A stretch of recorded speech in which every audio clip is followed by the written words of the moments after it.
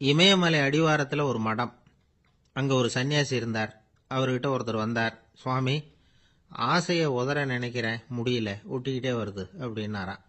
இப்படி உட்கார, ஒரு கதை சொல்கிறேன் அப்படின்னு சொல்லி அவர் சொல்ல ஆரம்பித்தாராம். அவர் சொன்ன கதை என்னன்னா, ஒரு ஊரில் ஒரு ஆள் இருந்தான். அவன் பேர் குப்புசாமி. அவன்கிட்ட எப்பவும் ஒரு பழைய தொப்பி இருக்கும், விடவே மாட்டான். அதனால் அவனை எல்லாரும் தொப்பி சாமி அப்படின்னு தான் கூப்பிடுறது வழக்கம்.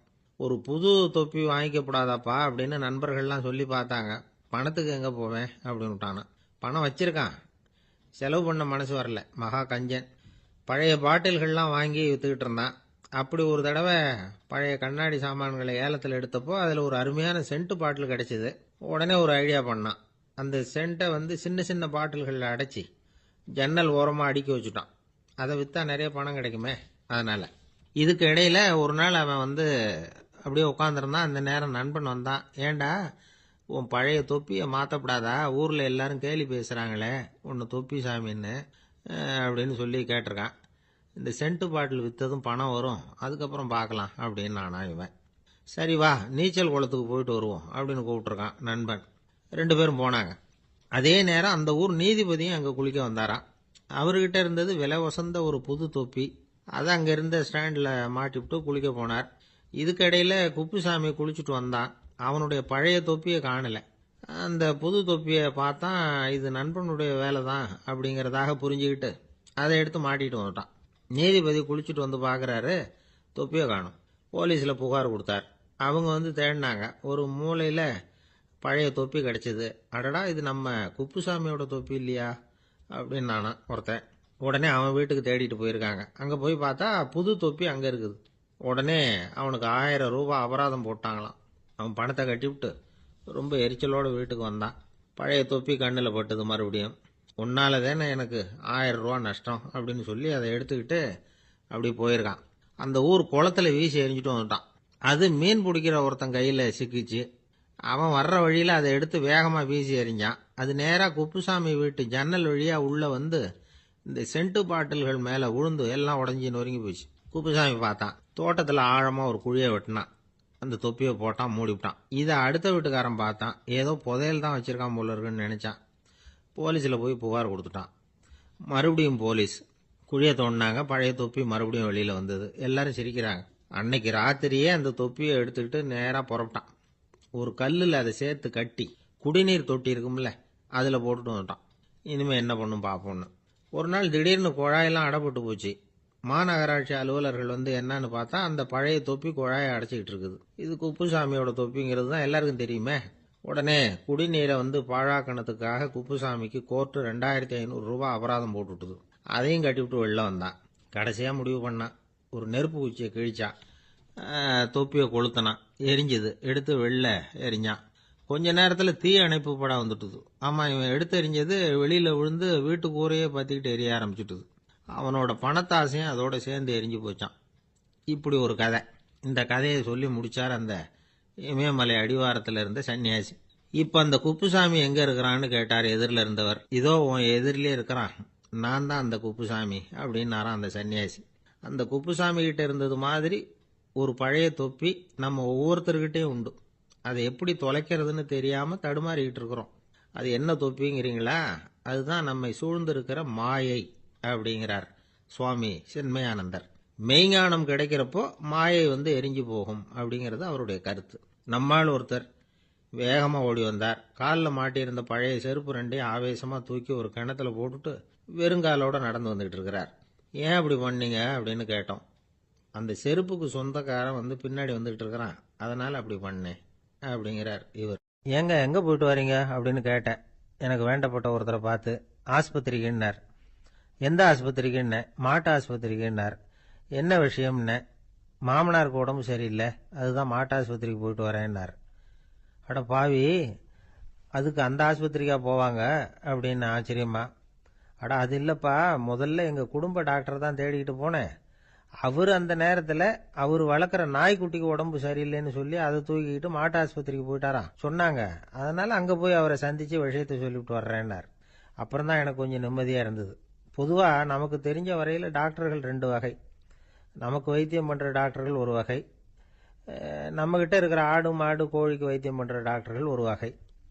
இப்போ தான் எனக்கு தெரியும் இன்னொரு வகையான டாக்டர்களும் உண்டுங்கிறது. அது யாருன்னா பூச்சிகளுக்கு வைத்தியம் பண்ணுற டாக்டர்கள், அதாவது பூச்சி டாக்டர்கள். வெளிநாடுகளில் அப்படிலாம் கூட சில பேர் இருக்கிறாங்க. பிரிட்டனில் யார்க்ஷயர் வட்டாரத்தில் ராதர்ஹாம் அப்படின்னு ஒரு ஊர். அங்கே ஒரு விலங்கியல் மருத்துவர், பேர் டாக்டர் லான்ஸ் ஜெப்சன். அவர் ஆஸ்பத்திரி வாசலில் பார்த்தீங்கன்னா தினமும் நிறைய பேர் நின்றுட்டு இருப்பாங்க.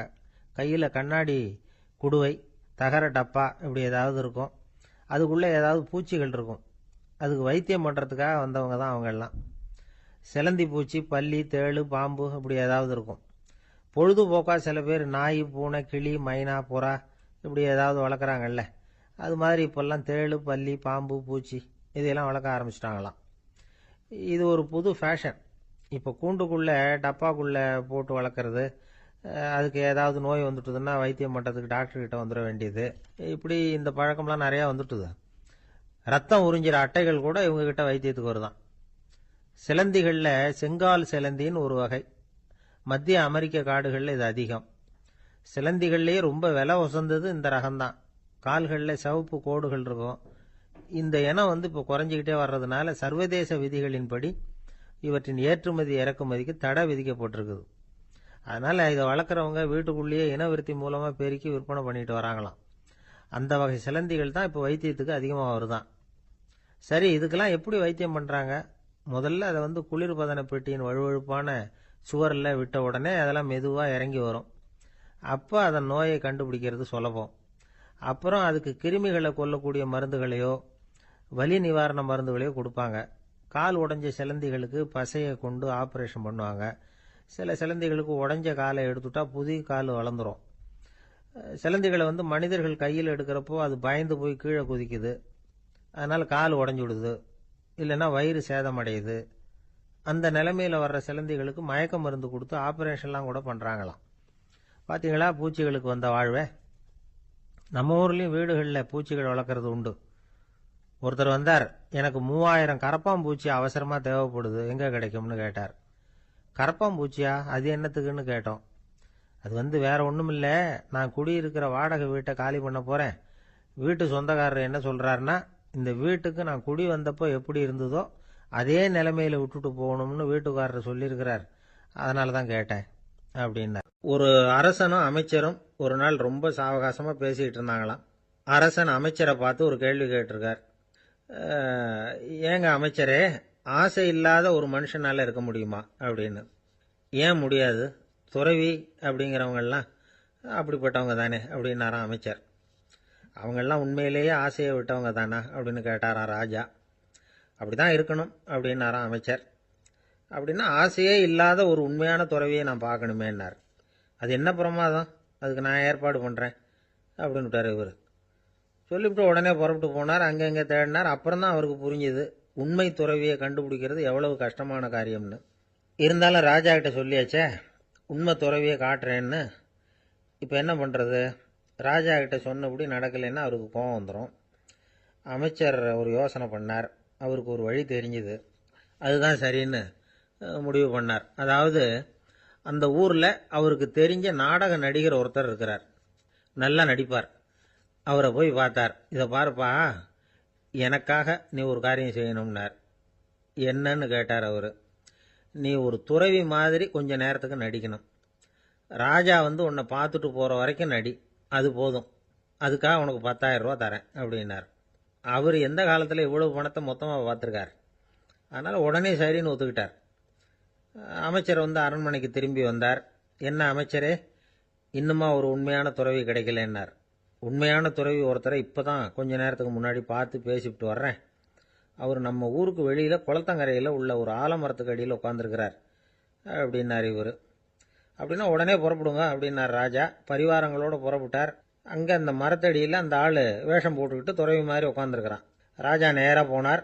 அந்த துறவி காலில் பொத்துன்னு விழுந்து வணங்கினார். உடனே ராணியும் அவர் காலில் விழுந்தாங்க. அடுத்தபடியாக அமைச்சர் விழுந்தார். அவருக்கு தெரியும் இது நம்ம ஆள் தான்னு. இருந்தாலும் என்ன பண்ணுறது, நேரம். அப்புறம் பரிவாரங்கள்லாம் துறவி காலில் விழுந்து ஆசீர்வாதம் வாங்கிட்டாங்க. ராஜா அப்புறமா தங்கத்தட்டில் பொன்னையும் பொருளையும் வச்சு அந்த துறவிகிட்ட ரொம்ப பணிவாக நீட்டுறார். தாங்கள் தயவு பண்ணி இதை ஏற்றுக்கணும் அப்படின்னு வேண்டிக்கிட்டார். அந்த துறவி பற்றில்லாமல் அதை பார்த்தார். எல்லாத்தையும் திறந்துவிட்ட எனக்கு இதெல்லாம் எதுக்காக அப்படின்னு சொல்லி அதை மறுத்துட்டாராம். ஆஹா, உண்மையான துறவியை பார்த்துட்டோம் அப்படிங்கிற ஆனந்தம் அரசருக்கு. ரொம்ப நிம்மதியாக திருப்தியாக திரும்பி வந்தார் அரண்மனைக்கு. அதுக்கப்புறம் அமைச்சர் யாருக்கும் தெரியாமல் அந்த துறவிகிட்ட ஓடினார். சொன்ன பிரகாரம் பணத்தை நீட்டினார். இந்தப்பா, நான் உங்ககிட்ட சொன்னபடி 10,000 ரூபா பணம் எடுத்துக்கோ அப்படின்னார். அந்த ஆள் ராஜா கிட்ட சொன்னது மாதிரியே எல்லாத்தையும் திறந்துவிட்ட எனக்கு இதெல்லாம் எதுக்காக வேணாம் அப்படின்னு விட்டாராம். நடித்த வரைக்கும் போதும்ப்பா, இனிமேல் இந்த நாடக வசனம்லாம் வேணாம், வேஷத்தை கலைச்சிரு, பணத்தை வாங்கிக்கோன்னார். இல்லைங்க, இது வேஷம் இல்லை, இது வசனமும் இல்லை, இது உண்மை. கொஞ்ச நேரம் துறவி மாதிரி நடித்ததுக்கே இந்த தேசத்து ராஜா, ராணி, அமைச்சர், பரிவாரங்கள் எல்லாம் என் காலில் விழுந்து வணங்குறாங்க. அப்படின்னா உண்மையான துறவியாக இருக்கிறது எவ்வளவு பெருமையான விஷயம். நான் உண்மையான துறவியாக ஆக போகிறேன், அப்படி முடிவும் பண்ணிட்டேன் அப்படின்னார் அந்த நடிகர். வேஷம் கூட எப்படிப்பட்ட விளைவுகளை உண்டு பண்ணுது பார்த்தீங்களா. நம்மால் ஒருத்தன் ரொம்ப வசதியாக தான் இருந்தான். ஒரு நாள் அவன் சொத்து பூரா திருட்டு போயிட்டுது. அதுக்கப்புறம் இவன் துறவி மாதிரி ஆயிட்டான். ஊர் ஊராக சுற்றினான். ஒரு குருநாதரை தேடி கண்டுபிடிச்சான். அவர்கிட்ட சீடனாக சேர்ந்துக்கிட்டான். அவனை பார்த்து ஒருத்தர் கேட்டார், நீ உண்மையான சீடன் தானான்னு. இல்லைங்க, சீடன் மாதிரி நடிச்சுக்கிட்டு இருக்கிறேன் அப்படின்னா. அது குரு துரோகம் இல்லையா அப்படின்னு கேட்டார் அவர். இல்லைங்க, நான் பண்ணது குரு துரோகம் இல்லை, என் குரு பண்ணது தான் துரோகம். என்னுடைய பணத்தை கொள்ளையடிச்சது இவர் தான். அதை எங்கே வச்சிருக்காருன்னு கண்டுபிடிக்கிறதுக்காக தான் இவர்கிட்ட வந்து சீடனாக சேர்ந்துருக்கிறேன் அப்படின்னா. இன்றைக்கு பல பேர் வந்து உயில் எழுதி வைக்கிறாங்கல்ல. இந்த உயில்னா என்ன? அதாவது ஒரு நபர் தனக்கு பின்னாடி தன்னுடைய சொத்துக்கள் யாருக்கு போய் சேரணும்னு நினைக்கிறாரோ அந்த நினைப்பை சட்டப்படி உறுதிப்படுத்துறது தான் உயில். சரி, உயிலை வந்து யார் எழுதலாம்? 18 வயசு பூர்த்தியான யாரும் உயில் மூலமாக சொத்துக்களை விநியோகிக்கலாம். கண் பார்வை இல்லாதவங்க, காது கேளாதவங்க, வாய் பேச முடியாதவங்க, இவங்கெல்லாம் கூட உயில் எழுதி வைக்கலாம். புத்தி சுவாதீனம் இல்லாதவங்க கூட சில சமயம் புத்தி தெளிவாக இருந்தால் உயில் எழுதலாமா. குடிபோதையில் இருக்கிறவங்க, தாங்கள் என்ன செய்கிறோங்கிறது தெளிவாக அறிய முடியாதவங்க, நோய் நொடியில் இருக்கிறவங்க, இவங்கெல்லாம் உயில் எழுத முடியாது. ஒருத்தரை நிர்பந்தப்படுத்தி ஏமாத்தி அல்லது சுய நினைவில்லாத ஒருத்தர்கிட்ட எழுதி வாங்கி வைக்கிற உயில் வந்து செல்லாது. உயிலை வந்து இந்த முறையில தான், இந்த படிவத்தில் தான் எழுதணும்னு சட்டத்தில் விதி எதுவும் கிடையாது. இதுக்கு முத்திரை கட்டணமும் கிடையாது. உயிலை வந்து வெற்று காகிதத்தில் எழுதலாம். அச்சடிக்கணும், டைப் அடிக்கணுங்கிற அவசியம் கூட இல்லை. கையாலேயே கூட எழுதலாம். எழுதி இருக்கிறது புரியணும், அவ்வளவுதான்.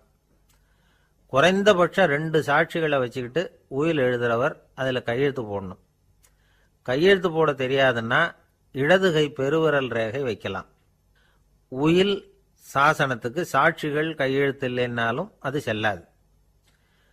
அப்புறம் பிரிவிலேஜ்டு வில் அப்படின்னு இருக்கு. அதுக்கு மட்டும் சாட்சிகள் தேவையில்லை. அது என்னன்னா, இந்த விமானப்படை, கப்பல் படை அல்லது யுத்தத்தில் பணிபுரியும் நபர்கள் அவங்கெல்லாம் இருக்கிறாங்க இல்லையா, அப்படிப்பட்டவங்க எழுதுகிற உயில் அது. அதுக்கு சில விசேஷ சலுகைகள் உண்டு. ஒருத்தர் முதல்ல ஒரு உயில் எழுதி வைக்கிறார், அதுக்கப்புறம் மனசு மாறி போகுது, அது வேணாம்னு நினைக்கிறார், ரத்து செஞ்சுடலாம். அதுக்கப்புறம் வேற உயிலும் எழுதலாம். உயிரோடு இருக்கிற வரைக்கும் எத்தனை தடவை வேணும்னாலும் உயில் எழுதலாம். கடைசியா எழுதப்பட்ட உயில் சட்டப்படி சரியா இருந்தா அதுதான் அமலுக்கு வரும். சரி, எழுதுற உயிலை ரகசியமா வச்சிருக்கிறது எப்படி? இது ஒரு கேள்வி. இதுக்கு என்ன செய்யணும்னா, ஒருத்தர் உயிலை எழுதினதுக்கு அப்புறம் அவர் தானாவோ அல்லது அங்கீகரிக்கப்பட்ட முகவர் மூலமாகவோ, அதாவது ஒரு ஏஜென்ட் மூலமாகவோ, ஒரு கவரில் போட்டு சீல் வச்சு கவர் மேலே தன்னுடைய பெயரை எழுதி அல்லது அந்த ஏஜென்ட் பெயரை எழுதி கவர் மேலே என்ன அடக்கம் செய்யப்பட்டிருக்கு, உள்ள என்ன இருக்குது அப்படிங்கிற விவரம்லாம் எழுதி சார் பதிவாளர்கிட்ட ஒப்படைக்கலாம். இதுக்கு கட்டணம் உண்டு. அதுக்கப்புறம் எப்போ தேவைப்படுதோ அப்போ ஒரு மனு கொடுத்து அந்த கவரை திரும்ப வாங்கிக்கலாம். இப்போ எழுதுகிற உயிலை இவ்வளவு நாளுக்குள்ளே பதிவு செய்யணுங்கிற கால வரையறை உண்டா அப்படின்னு ஒரு கேள்வி வரலாம் இல்லையா? எப்போ வேணும்னாலும் பதிவு செய்யலாம். நம்மால் ஒருத்தர் ஒரு நாள் ரொம்ப அவசரமாக வந்தார். இந்த உயில் எழுதுறது சம்பந்தமாக பூரா விவரமாக எனக்கு உடனே தெரியணும்னார். நான் உடனே அவரை வக்கீல் ஒருத்தர்கிட்ட அழைச்சிட்டு போனேன். இவர் அவர்கிட்ட எல்லா விவரமும் கேட்டு தெரிஞ்சுக்கிட்டார். ரொம்ப தேங்க்ஸ்ன்னு சொல்லிவிட்டு 2 பேரும் வெளியில் வந்தோம். அதுக்கப்புறம் இவர்கிட்ட கேட்டேன், ஆமாம் இவ்வளவு விவரமாக கேட்குறீங்களே, உங்களுக்கு எத்தனை பிள்ளைங்க சார் அப்படின்னு கேட்டேன். 6 பேர் சார் அப்படின்னார். சரி, இருக்கிற சொத்து எவ்வளவுன்னு கேட்டேன். அதை இனிமே தான் சம்பாதிக்க போறேன் அப்படின்னார். எதிர்காலத்தை நினைச்சா எனக்கு ரொம்ப பயமா இருக்கு சார் அப்படின்னு சொல்றவங்க நிறைய பேர் இருக்கிறாங்க. அதாவது பயப்படாத மனிதர்கள்னு யாருமே கிடையாது. ஒவ்வொருத்தருக்கும் ஒவ்வொரு விதமான பயம் இருந்தாலும் ஒட்டுமொத்தமா பார்க்கறப்போ மனிதனுக்கு 6 விதமான பய உணர்வுகள் வரலாம் அப்படின்னு பெரியவங்க சொல்றாங்க. எல்லா விதமான பயமும் இந்த 6 வகைக்குள்ள அடக்கம். அந்த 6 வகை பயமும் 6 எதிரிகள் மாதிரியாம். 6 எதிரிகளையும் புரிஞ்சுக்கிட்டோம்னா போதும், வாழ்க்கையில சுலபமா வெற்றி அடைய முடியும். சரி, அந்த 6 வகை பயம் என்னென்ன அப்படின்னு பார்ப்போம். முதல்ல வறுமை பற்றிய பயம், 2வது பழிச்சொல் பற்றிய பயம், 3வது உடல் நலம் பாதிப்பு பற்றிய பயம், 4வது என்னன்னா காதல் தோல்வி, 5வது முதுமை, 6வது மரணம். அதாவது பயப்படுறதுங்கிறது ஒரு மனநிலை தான். இந்த மனநிலையை கட்டுப்படுத்த முடியும், திசை திருப்ப முடியும். சரி, இந்த பயங்களின் அறிகுறிகள் எப்படி இருக்கும்? வறுமை பற்றிய பயம் அப்படின்னு முதல்ல சொன்னோம் இல்லையா, அந்த பயத்தின் அறிகுறிகளை தெரிஞ்சுக்குவோம். எதுலேயும் அக்கறை இல்லாமல் இருக்கிறது, ஒரு குறிக்கோள் இல்லாமல் இருக்கிறது, வறுமையை சகிச்சுக்கிறது, வாழ்க்கையில் கிடைக்கிறது எதுவாக இருந்தாலும் ஆட்சேபனை இல்லாமல் ஏற்றுக்கிறது, மனசாலும் உடம்பாலும் சோர்ந்து போயிருக்கிறது, ஆர்வம், முனைப்பு, கற்பனை திறன் எதுவுமே இல்லாமல் இருக்கிறது. இதெல்லாம் தான் அந்த வறுமை பற்றிய பயத்தின் அறிகுறிகள். அந்த அடுத்தது ஒன்று பார்த்தோமே, பழிச்சொல் பற்றிய பயம். அதாவது அடுத்தவங்க நம்மளை குறை சொல்லி விடுவாங்களோ அப்படிங்கிற பயம். இதுக்கு அறிகுறி என்ன தெரியுமா? புதியவர்களை சந்திக்கிறதுக்கு பயப்படுறது, முடிவு எடுக்க முடியாமல் குழம்புறது, பிரச்சனைகளை தவிர்க்க விரும்புறது, தாழ்வு மனப்பான்மை, வரவுக்கு மீறி செலவு செஞ்சு இமேஜை உயர்த்திக்கிறது, குறிக்கோள் இல்லாத வாழ்க்கை, இதெல்லாம் தான் அதுக்கு அறிகுறிகள். 3வது பயம் உடல் நலம் பாதிப்பு பற்றிய பயம், அதாவது நோய் பற்றிய பயம். ஒரு உண்மை என்ன தெரியுமா? டாக்டரை சந்திக்கிற மனிதர்களில் 75% பேர் தங்களுக்கு நோய் வந்துட்டுதுங்கிற கற்பனையில் இருக்கிறவங்களாம். நிஜமாவே நோய் கிடையாது அவங்களுக்கு. இந்த பயத்தின் அறிகுறிகள் என்னன்னா, வியாதிக்கான அறிகுறிகள் தன்னிடம் இருக்கிறதாக நினச்சிக்கிறது, எந்த நேரமும் வியாதியை பற்றியே பேசி பேசி மனசை அங்கேயே வச்சிருக்கிறது, நோய் சம்பந்தமான செய்திகளை படித்து நமக்கு இப்படி ஆயிடுமோ அப்படின்னு வேதனைப்படுறது, இதெல்லாம் தான் அதுக்கு அறிகுறிகள். 4வது பயம் காதல் தோல்வி. இது ரொம்ப வேதனை, உடம்பையும் மனசையும் சீரழிச்சு விடும். ஆண்களை விட பெண்கள் தான் இந்த பய உணர்வில் அதிகமாக பாதிக்கப்படுறாங்க. 5வது முதுமை பற்றிய பயம். 6வது மரண பயம், வயசான காலத்தில் எப்படி சமாளிக்கிறது அப்படிங்கிற பயம். ஆக இதையெல்லாம் நாம் புரிஞ்சிக்க வேண்டியது ரொம்ப அவசியம். இந்த 6 வகை பயங்களை சரியாக புரிஞ்சுக்கிட்டு நாம் நடந்துக்கணும். வாழ்க்கையின் முன்னேற்றத்துக்கு இந்த பயங்கள் முட்டுக்கட்டே ஆகிடக்கூடாது. உழைச்சி பணம் சேர்க்கணும், உற்சாகமாக மனசை வச்சுக்கணும். மனசை கட்டுப்படுத்துகிற மார்க்கம் தெரிஞ்சுக்கிட்டா போதும், எல்லாம் சரியாக வந்துடும். நம்ம ஆள் ஒருத்தன் சொன்னான், சார் எனக்கு வறுமை பற்றிய பயம்தான் இருந்தது, ஒரே ராத்திரியில் 30,000 ரூபா தயார் பண்ணிவிட்டேன், இப்போ எனக்கு இன்னொரு பயம் வந்துட்டுதுன்னா. என்ன பயம்னு கேட்டாங்க. போலீஸு கண்டுபிடிச்சிருமோங்கிற பயம்னா. இது இந்த பயத்தில் அடங்காது. அதனால் அஞ்சி அஞ்சி சாவார், அஞ்சாத பொருள் இல்லை அப்படின்னு பாரதி சொன்னார் இல்லையா, அது மாதிரி பயத்தை புரிந்து கொண்டு அதற்கு தகுந்த மாதிரி நம்முடைய வாழ்க்கையை அமைத்து கொள்ள வேண்டும். அப்படி அமைத்துக் கொள்ளுகிறவர்களுக்கு வெற்றி நிச்சயம். ஒரு வயசான பாட்டியின் தாத்தாவும் ஒரு பூங்காவில் உட்காந்து பேசிக்கிட்டு இருக்கிறாங்க. அவங்களுக்கு கல்யாணம் ஆகி 53 வருஷம் ஆச்சு. பிள்ளைங்கள்லாம் படித்து பெரிய பெரிய வேலையில் இருக்கிறாங்க. பேரன் பேத்திகளும் நல்ல நிலைமையில் இருக்கிறாங்க. இந்த தாத்தாவும் பாட்டியும் சிரித்து பேசிக்கிட்டு இருந்ததை ஒரு பெரியவர் பார்த்தார். அவருக்கு ஆச்சரியமாக இருந்தது. இந்த வயசுலேயும் இவ்வளவு அந்யோன்யமாக இவங்க பேசிக்கிட்டு இருக்கிறாங்களே அப்படின்னு நினச்சார். சரி, நேரிலேயே கேட்டுருவோமே அப்படின்னு நினச்சிக்கிட்டு கிட்ட போனார். உங்கள் மன வாழ்க்கையின் வெற்றிக்கான ரகசியம் என்ன அப்படின்னு கேட்டார். இதை கேட்டதும் அந்த தாத்தா சிரிச்சுக்கிட்டே பாட்டியை பார்த்தாராம். அதுக்கப்புறம் சொன்னாராம், நான் இந்த அம்மாவை கல்யாணம் பண்ணிக்கிட்டதுக்கும் எங்களுடைய இல்வாழ்க்கை இவ்வளவு நாளாக பலம் குறையாமல் மகிழ்ச்சியாக இருக்கிறதுக்கும் காரணம் ஒன்று தான். அது என்ன காரணம்னா, எங்களுக்கு இடையில பொதுவாக நிறைய குறைகள் உண்டு, அதுதான் காரணம் அப்படின்னாராம். அவர் சொல்கிறது சரிதான் அப்படிங்கிறது மாதிரியே அந்த பாட்டியும் அவரை நிமிர்ந்து பார்த்தாங்களாம். இந்த பெரியவர் மறுபடியும் அந்த பாட்டியை பார்த்து அதே கேள்வியை கேட்டிருக்கார். உங்களுடைய நீண்ட கால மன வாழ்க்கைக்கு கிடைச்ச வெற்றி எதனாலேன்னு சொல்ல முடியுமா அப்படின்னு கேட்டாராம். அவங்களும் சிரிச்சுக்கிட்டே பதில் சொன்னாங்களாம். என்ன பதில் தெரியுமா? சில பேரை நாம் குறிப்பிட்ட பண்புகளுக்காக நேசிக்கிறோம், வேற சிலரை நாம் அந்த பண்புகள் இல்லாத குறைகளுக்காகவே விரும்பி பழகிறோம் இல்லையா அப்படின்னு கேட்டுவிட்டு தலையை குனிஞ்சுக்கிட்டாங்களாம் அந்த பாட்டியம்மா. அவங்க அப்படி சொன்னதை கேட்டதும் இவருக்கு புதுசாக ஞானம் பிறந்தது மாதிரி இருந்துதான். இதுதான் மனம் நிறைந்த மன வாழ்க்கை அப்படிங்கிறார் சுவாமி சின்மயானந்தர். பண்புகளை எப்படி நேசிக்க முடியுதோ அதே மாதிரி பண்புகள் இல்லாத குறைகளையும் நேசிக்க முடியும். மனசு தான் காரணம். ஒரு மேல்நாட்டு தம்பதி, அவங்களும் தாத்தா பாட்டி தான். அவங்க 2 பேரும் ஒரு பூங்காவில் உட்காந்து சிரித்து பேசிக்கிட்டு இருக்கிறாங்க. அதை ஒருத்தர் பார்த்தார். அவருக்கு ஆச்சரியம், இவ்வளவு காலம் ஆகி இந்த வயசுலையும் இப்படி அன்பாக பேசிக்கிட்டு இருக்கிறாங்களே அப்படிங்கிற ஆச்சரியம். கிட்ட நெருங்கி போனார். கேட்டார், ஏன் தாத்தா உங்களுக்கு கல்யாணம் ஆகி எவ்வளோ வருஷம் ஆச்சுன்னார். 55 வருஷம் ஆச்சுன்னாராம் அவர். இன்னமும் இவ்வளவு சந்தோஷமாக இருக்கிறீங்களே, அதுக்கு என்ன காரணம்னு கேட்டிருக்கார். அதுக்கு என்ன காரணம்னா, இது வரைக்கும் எங்களுக்குள்ள சண்டையே வந்ததில்லை அப்படின்னாராம். அது எப்படி முடியும்னு கேட்டிருக்கார் இவர் ஆச்சரியமா. அந்த தாத்தா சொல்ல ஆரம்பிச்சாராம், இதை பாருப்பா, எங்களுக்கு கல்யாணம் ஆன புதுசில் நானும் என்னுடைய மனைவியும் ஒரு குதிரை மேலே ஏறி ஒரு காட்டு வழியாக போய்கிட்டு இருந்தோம்.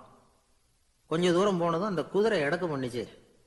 நான் உடனே கீழே இறங்கி அந்த குதிரையை பார்த்து, இது உனக்கு முதல் தடவை அப்படின்னு மிரட்டலாக சொல்லிவிட்டு ஏறி உட்காந்தேன். மறுபடியும் போனோம். கொஞ்சம் தூரம் குதிரை நல்லபடியாக நடந்து போச்சு. மறுபடியும் எடக்கு பண்ண ஆரம்பிச்சுட்டுது. நான் கீழே இறங்கினேன். கையில் இருந்த சாட்டையால் ஓங்கி ஒரு அடி கொடுத்தேன். இது உனக்கு 2வது தடவை அப்படின்னு சொல்லிவிட்டு ஏறி உட்காந்தேன்.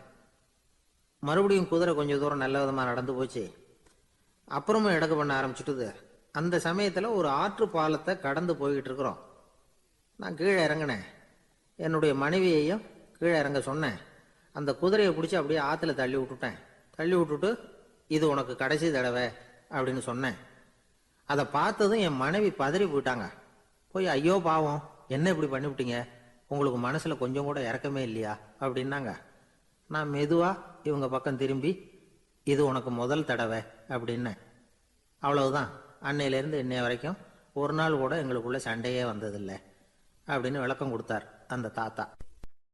திபேத் நாட்டில் புத்த மடாலயங்கள் நிறைய உண்டு. அதுக்கு ஒரு தலைமையகமும் உண்டு. அது இந்த திபேத் தலைநகரம் லாசாவில் இருக்குது. ரொம்ப காலத்துக்கு அப்பால் அதை பற்றிலாம் நிறைய விவரங்கள் எழுதி வச்சிருக்கிறாங்க. அது இப்போவும் நமக்கு கிடைக்குது. அதாவது ரொம்ப தூரத்துக்கு அந்தாண்ட மலைகளுக்கு நடுவில் ஒரு கிளை மடாலயம். அந்த மடத்தின் தலைவருக்கு வயசாயிட்டு தான். அதனால் தலைமை பொறுப்பை வேற ஒருத்தர்கிட்ட ஒப்படைக்கலாம் அப்படின்னு முடிவு பண்ணாராம். உடனே ஒரு லாமாவை கூப்பிட்டார். அவர் மூலமாக தலைமை மடாலயத்துக்கு செய்தி அனுப்புனார், பொருத்தமான வாரிசு ஒருத்தரை அனுப்பி வைக்கும்படியாக. அந்த வாலிப லாமா புறப்பட்டார். காடு மேடெல்லாம் நடந்து போகிறார். ரொம்ப நாள் கழித்து தலைமை பீடத்தை அடைஞ்சார். தலைமை குருக்கிட்ட விவரத்தை சொன்னார். தகுதியான ஒருத்தரை அனுப்பி வச்சா அழைச்சிட்டு போகிறேன் அப்படின்னார். சரி, நாளைக்கு காலையில் நீங்கள் அவங்க எல்லாரையும் அழைச்சிட்டு போகலாம்னார் அவர். அவங்க எல்லாரையுமா? அங்கே தேவைப்படுறது ஒருத்தர் தானே அப்படின்னார் இவர். ஆமான்னார். அப்புறம் ஏன் எல்லாரையும் அழைச்சிட்டு போக சொல்கிறீங்கன்னார். அது இப்போ உனக்கு புரியாது. நான் ஒரு 100 பிக்குகளை அனுப்புகிறேன், அதாவது பிட்சுகளை. அவ்வளவு பேரையும் அங்கே வச்சு சமாளிக்க முடியாது அப்படின்னார் இவர். இருந்தாலும் இப்போ அந்த தலைமை குரு என்ன சொன்னார்னா, அதை பற்றி கவலைப்படாத, நான் 100 பேரை அனுப்புகிறேன். அதில் 99 பேர் வழியிலேயே காணாமல் போடுவாங்க. ஒருத்தன் மட்டும்தான் வருவான். அவனும் அங்கே சேர்ந்துட்டானா நீ ரொம்ப கொடுத்து வச்சவன் அப்படின்னார். இவருக்கு ஒன்றும் புரியல. இருந்தாலும் மறுநாள் அந்த வாலிப லாமா 100 பேரை அழைச்சிக்கிட்டு புறப்பட்டார். போகிற வழியிலேயே பல பேர் அங்கங்கே பிச்சுக்கிட்டு போட்டாங்க. அவர் சொன்னது மாதிரியே. வழியில் அவங்க ஊர்கள் இருந்தது தான் காரணம்.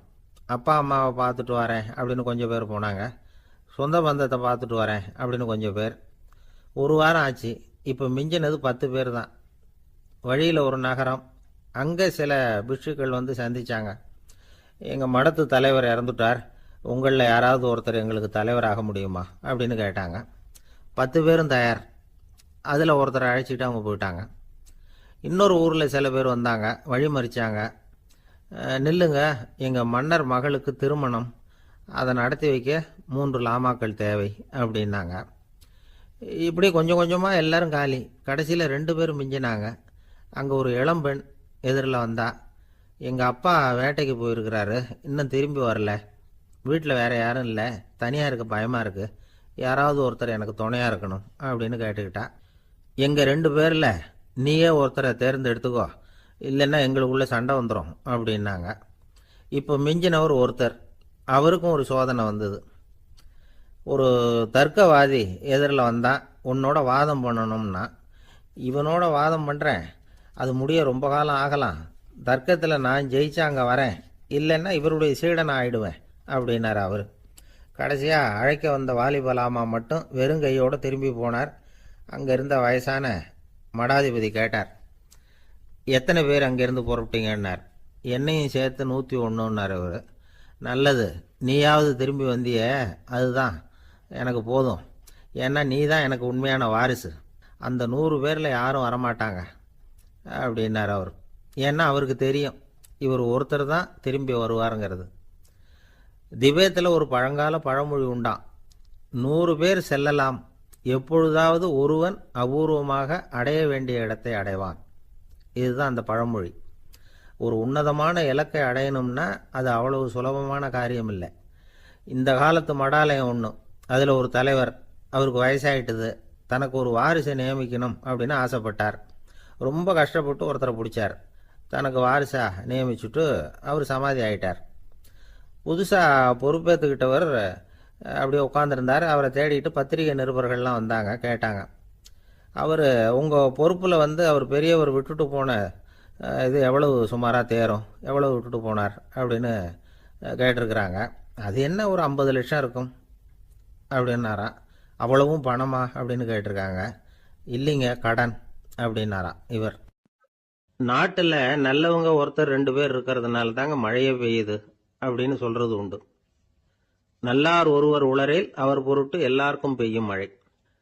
சில சமயம் ரொம்ப பேர் திடீர்னு நல்லவங்களா ஆயிடுவாங்க போல இருக்கு, அதனால தான் விடாம பேய் மழையா கொட்டி தீர்த்துடுது. எல்லாரும் நல்லவங்களாயிட்டா உலகமே தாங்காது போல இருக்க. அப்பப்ப ஒருத்தர் 2 பேர் நல்லவங்களாகணும், அப்பதான் சீரா மழை பெய்யும். மாசத்துக்கு 3 பேர் நல்லவங்களானா மாதம் மும்மாறி பொழியும். இதெல்லாம் வேடிக்கை பேச்சு. இப்போ இதெல்லாம் ஒரு பக்கம் இருக்கட்டும், இப்போ விஷயத்துக்கு வருவோம். ஒரு கும்பல்ல நல்லவன் யாரு அப்படிங்கறத எப்படி கண்டுபிடிக்கிறது? இதுக்கு ஒரு வேடிக்கை கதை உண்டு.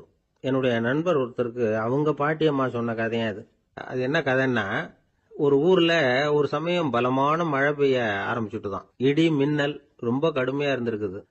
ஆரம்பிச்ச மழை வர வர கடுமையா ஆகிட்டு இருக்குதே தவிர நிக்கிற பாடா தெரியல.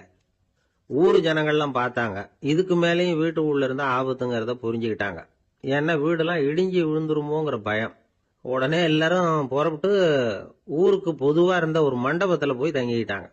மின்னல் கடுமையா இருந்தது, இடி எந்த நேரத்திலையும் விழலாம்ங்கிற நிலைமை, எப்போ விழலாம்னு பார்த்துக்கிட்டு இருக்குது. அந்த மண்டபத்துல இருந்த ஜனங்கள் மனசுக்குள்ள ஒரு பயம், நம்ம கூட்டத்துல யாராவது ஒரு கெட்டவன் பாவம் பண்ணவன் இருந்தா கூட இடி இந்த மண்டபத்துல விழுந்துரும், அது எல்லாருக்கும் ஆபத்து அப்படின்னு நினைச்சாங்க. சரி, இதுக்கு என்ன பண்ணலாம் அப்படின்னு யோசனை பண்ணாங்க. அந்த கூட்டத்துல ஒரு பெரியவர் இருந்தார். அவரு ஒரு யோசனை சொன்னார். இதோ பாருங்க, அதுக்கு ஒரு வழி இருக்கு. அதோ எதிர்த்தாப்புல கொஞ்சம் தூரத்துல ஒரு உயரமா மரம் ஒண்ணு இருக்கு பாருங்க. பொதுவா இடி சுலபமா விழறது அது மாதிரி உயரமான மரத்துல தான். நம்ம கூட்டத்துல இருக்கிறவங்க எல்லாரும் ஒவ்வொருத்தரா போய் அந்த மரத்தை தொட்டுவிட்டு திரும்பி வந்துடணும்.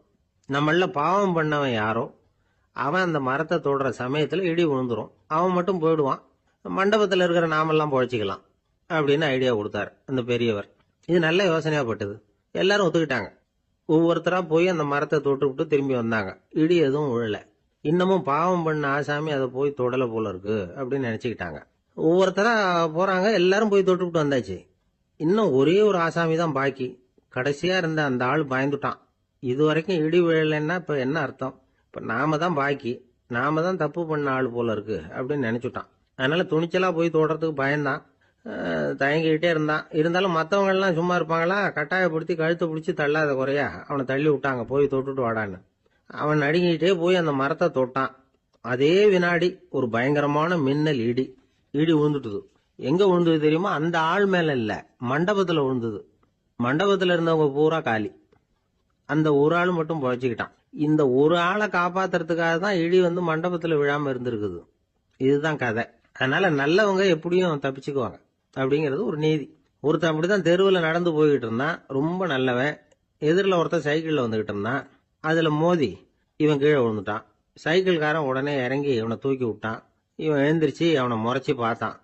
அப்படி பார்க்காதீங்க சார், நீங்கள் ரொம்ப புண்ணியம் பண்ணியிருக்கீங்க, அதுதான் இப்போ வந்து சைக்கிளில் மோதிக்கிட்டீங்க அப்படின்றான். என்ன அப்படி சொல்கிறேன்னு நான் இவன் 10 நிமிஷத்துக்கு முன்னாடி நான் லாரி ஓட்டிகிட்டு வந்தேன், அப்போ நீங்கள் எதிரில் வந்திருந்தீங்கன்னா என்ன ஆயிருக்கும் அப்படின்னானா அவன். ஒரு ஊரில் ஒரு மன்னர் இருந்தார். அவர் பக்கத்து தேசத்து மேலே படையெடுக்கணும்னு நினச்சிக்கிட்டு இருந்தார். அதையும் தன்னுடைய நாட்டோட சேர்த்துக்கணுங்கிற ஆசை. எப்போ படையெடுக்கலாம்னு யோசிச்சுக்கிட்டு இருந்தார். இப்படி யோசிச்சுக்கிட்டு இருந்த சமயத்தில் ஒரு பெரியவர் அவரை தேடிட்டு வந்தார். அவர் அடிக்கடி வருவார், அவர்கிட்ட பேசிக்கிட்டு இருப்பார். இப்போ அப்படித்தான் வந்தார். என்ன மன்னா யோசனைன்னாரு. இவர் தன்னுடைய யோசனையை சொன்னார். இந்த சமயத்தில் மன்னருக்கு தாகம் எடுத்தது, தண்ணி குடிக்கணும் போல இருந்தது. உடனே அங்கே இருந்த ஒரு அரண்மனை பணியாளரை கூப்பிட்டார். போய் கொஞ்சம் தண்ணி கொண்டு வாப்பா அப்படின்னார். அந்த பணியாளர் போனார், ஒரு கோலையில் தண்ணி கொண்டு வந்தார். ராஜா கிட்ட நீட்டினார். ராஜா அதை வாங்கி குடிக்கிறதுக்காக வாயிட்ட கொண்டுட்டு போனார். அந்த நேரம் பார்த்து மன்னா கொஞ்சம் பொறுங்கன்னார் இந்த பெரியவர். ஆவலோட குடிக்க போன மன்னர் அப்படியே நிறுத்திக்கிட்டு பெரியவரை பார்த்தார்.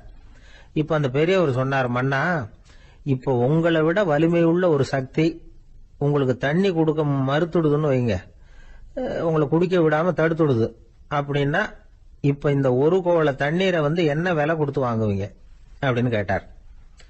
இப்போ எனக்கு இருக்கிற தாகத்துக்கு என்னுடைய அரசாங்கத்துல பாதியையாவது கொடுத்து இந்த தண்ணியை வாங்கறதுக்கு தயங்க மாட்டேன்னார் அவர். சரி, இப்ப அந்த தண்ணியை குடிங்கன்னார் பெரியவர். மன்னர் ஆவலோட அந்த தண்ணியை குடிச்சு முடிச்சார். அதுக்கப்புறம் கொஞ்ச நேரம் தன்னுடைய படையெடுப்பை பத்தி சொல்லிட்டு இருந்தார். கொஞ்ச நேரம் கழிச்சு மறுபடியும் இந்த பெரியவர் கேட்டார், மன்னா, இப்போ நீங்க ஒரு கோவள தண்ணீரை வந்து குடிச்சு முடிச்சுட்டீங்க. இப்ப அந்த தண்ணீர் உங்க உடம்ப விட்டு வெளியில வரக்கூடிய பாதை அடப்பட்டு போச்சு அப்படின்னு வச்சுங்க, அதை வெளியேற்றுவதற்காக நீங்க எவ்வளவு செலவழிப்பீங்க அப்படின்னு கேட்டார். மன்னர் யோசனை பண்ணார். அப்படி ஒரு நிலைமை ஏற்பட்டு போச்சுன்னா என்னுடைய அரசாங்கம் பூராவையும் அதுக்கு ஈடா தர்றதுக்கு கூட தயங்க மாட்டேன்னார்.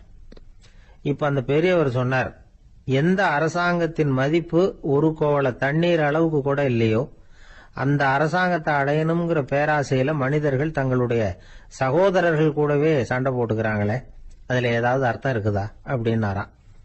மன்னருக்கு இப்பதான் அர்த்தம் புரிஞ்சுதான். மனசுல தெளிவு உண்டாச்சு. தன் மனசுக்குள்ள உண்டான வெறிய விரட்டி அடிச்சு விட்டார். அதுக்கப்புறம் நிம்மதியா ஆட்சி புரிஞ்சார். இப்படி ஒரு கதை.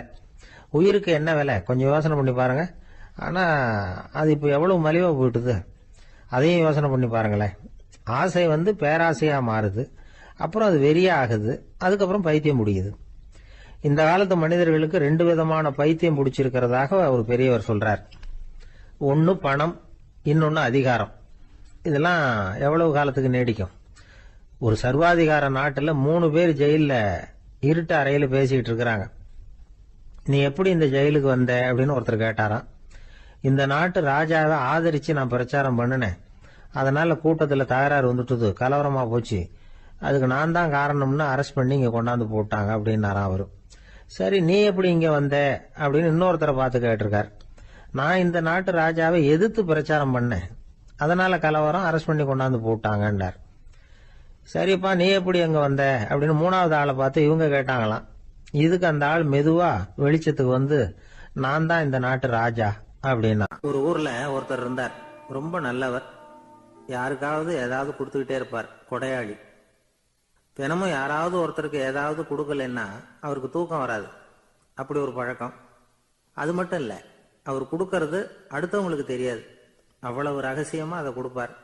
வலது கை கொடுக்கறது இடது கைக்கு தெரியக்கூடாதுன்னு சொல்லுவாங்கல்ல, அது மாதிரி அவர். ஒரு நாள் ராத்திரி அவர் ஏற்கனவே தயாராக கட்டி வச்சிருந்த பணம் முடிச்ச கையில் எடுத்துக்கிட்டு வீட்டை விட்டு வெளியில வந்தார். தெருவில் இறங்கி நடந்தார். இன்னைக்கு யாருக்கு தர்மம் செய்யறது அப்படின்னு யோசனை பண்ணிட்டு இருட்டில் நடந்து வந்துகிட்டு இருக்கிறார். யாரோ ஒருத்தர் எதிரில் வர்றது மாதிரி தெரிஞ்சுது. உடனே அவர் கிட்ட போனார். தன்கிட்ட இருந்த பணம் முடிச்ச அவசரமா அவர் கையில திணிச்சுட்டு திரும்பி வந்துட்டார். அப்பாடா, ஒரு வழியா யாருக்கும் தெரியாம இன்னைக்கு தர்மம் பண்ணியாச்சு அப்படிங்கிற மகிழ்ச்சி, மன நிறைவு அவர் முகத்துல. நிம்மதியா தூங்கினார். அப்புறம் எழுந்திரிச்சார். மறுநாள் காலையில ஊரு பூரா ஒரே பேச்சு. என்ன பேச்சுன்னா, நேற்று ராத்திரி ஒரு திருடன் கையில யாரோ பணத்தை கொடுத்துட்டு போயிருக்கிறாங்க அப்படின்னு எல்லாரும் பேசிக்கிட்டு இருக்கிறாங்க. இதை கேள்விப்பட்டதும் அந்த பெரியவருக்கு ரொம்ப வருத்தமா போச்சு. அடடா, போயும் ஒரு திருடனுக்கா உதவி பண்ணியிருக்கிறோம், பிரயோஜனம் இல்லாமல் போட்டுதே அப்படின்னு நினச்சார். சரி, இன்னைக்கும் யாருக்காவது உதவி பண்ணணும் அப்படின்னு முடிவு பண்ணினார்.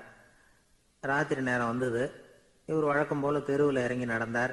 கையில் பணம் முடிச்சு. எதிரில் ஒரு பொன் உருவம் மங்கலாக தெரிஞ்சது. இவர் உடனே அந்த பெண்கிட்ட பணத்தை கொடுத்துட்டு திருப்தியாக திரும்பி வந்துட்டார். மறுநாள் காலையில் ஊர் பூரா என்ன பேசிக்கிட்டாங்க தெரியுமா? நேற்று ராத்திரி நெறி தவறி நடக்கிற ஒரு பெண்ணின் கையில் யாரோ வச்சுட்டு போயிருக்கிறாங்க அப்படின்னு எல்லாரும் பேசிக்கிறாங்க. அடடா, இன்னைக்கும் தவறுதலாக நடந்து போச்சு அப்படின்னு ஒரு வருத்தப்பட்டார். இருக்கட்டும், இன்னைக்கும் ஏதாவது தர்மம் பண்ணுவோம் அப்படின்னு நினச்சிக்கிட்டாரு. 3வது நாள் ராத்திரியும் புறப்பட்டார். இப்பவும் எதிரில் ஒருத்தர் வந்தார். இவர் பணத்தை கொடுத்தார், திரும்பி வந்துட்டார்.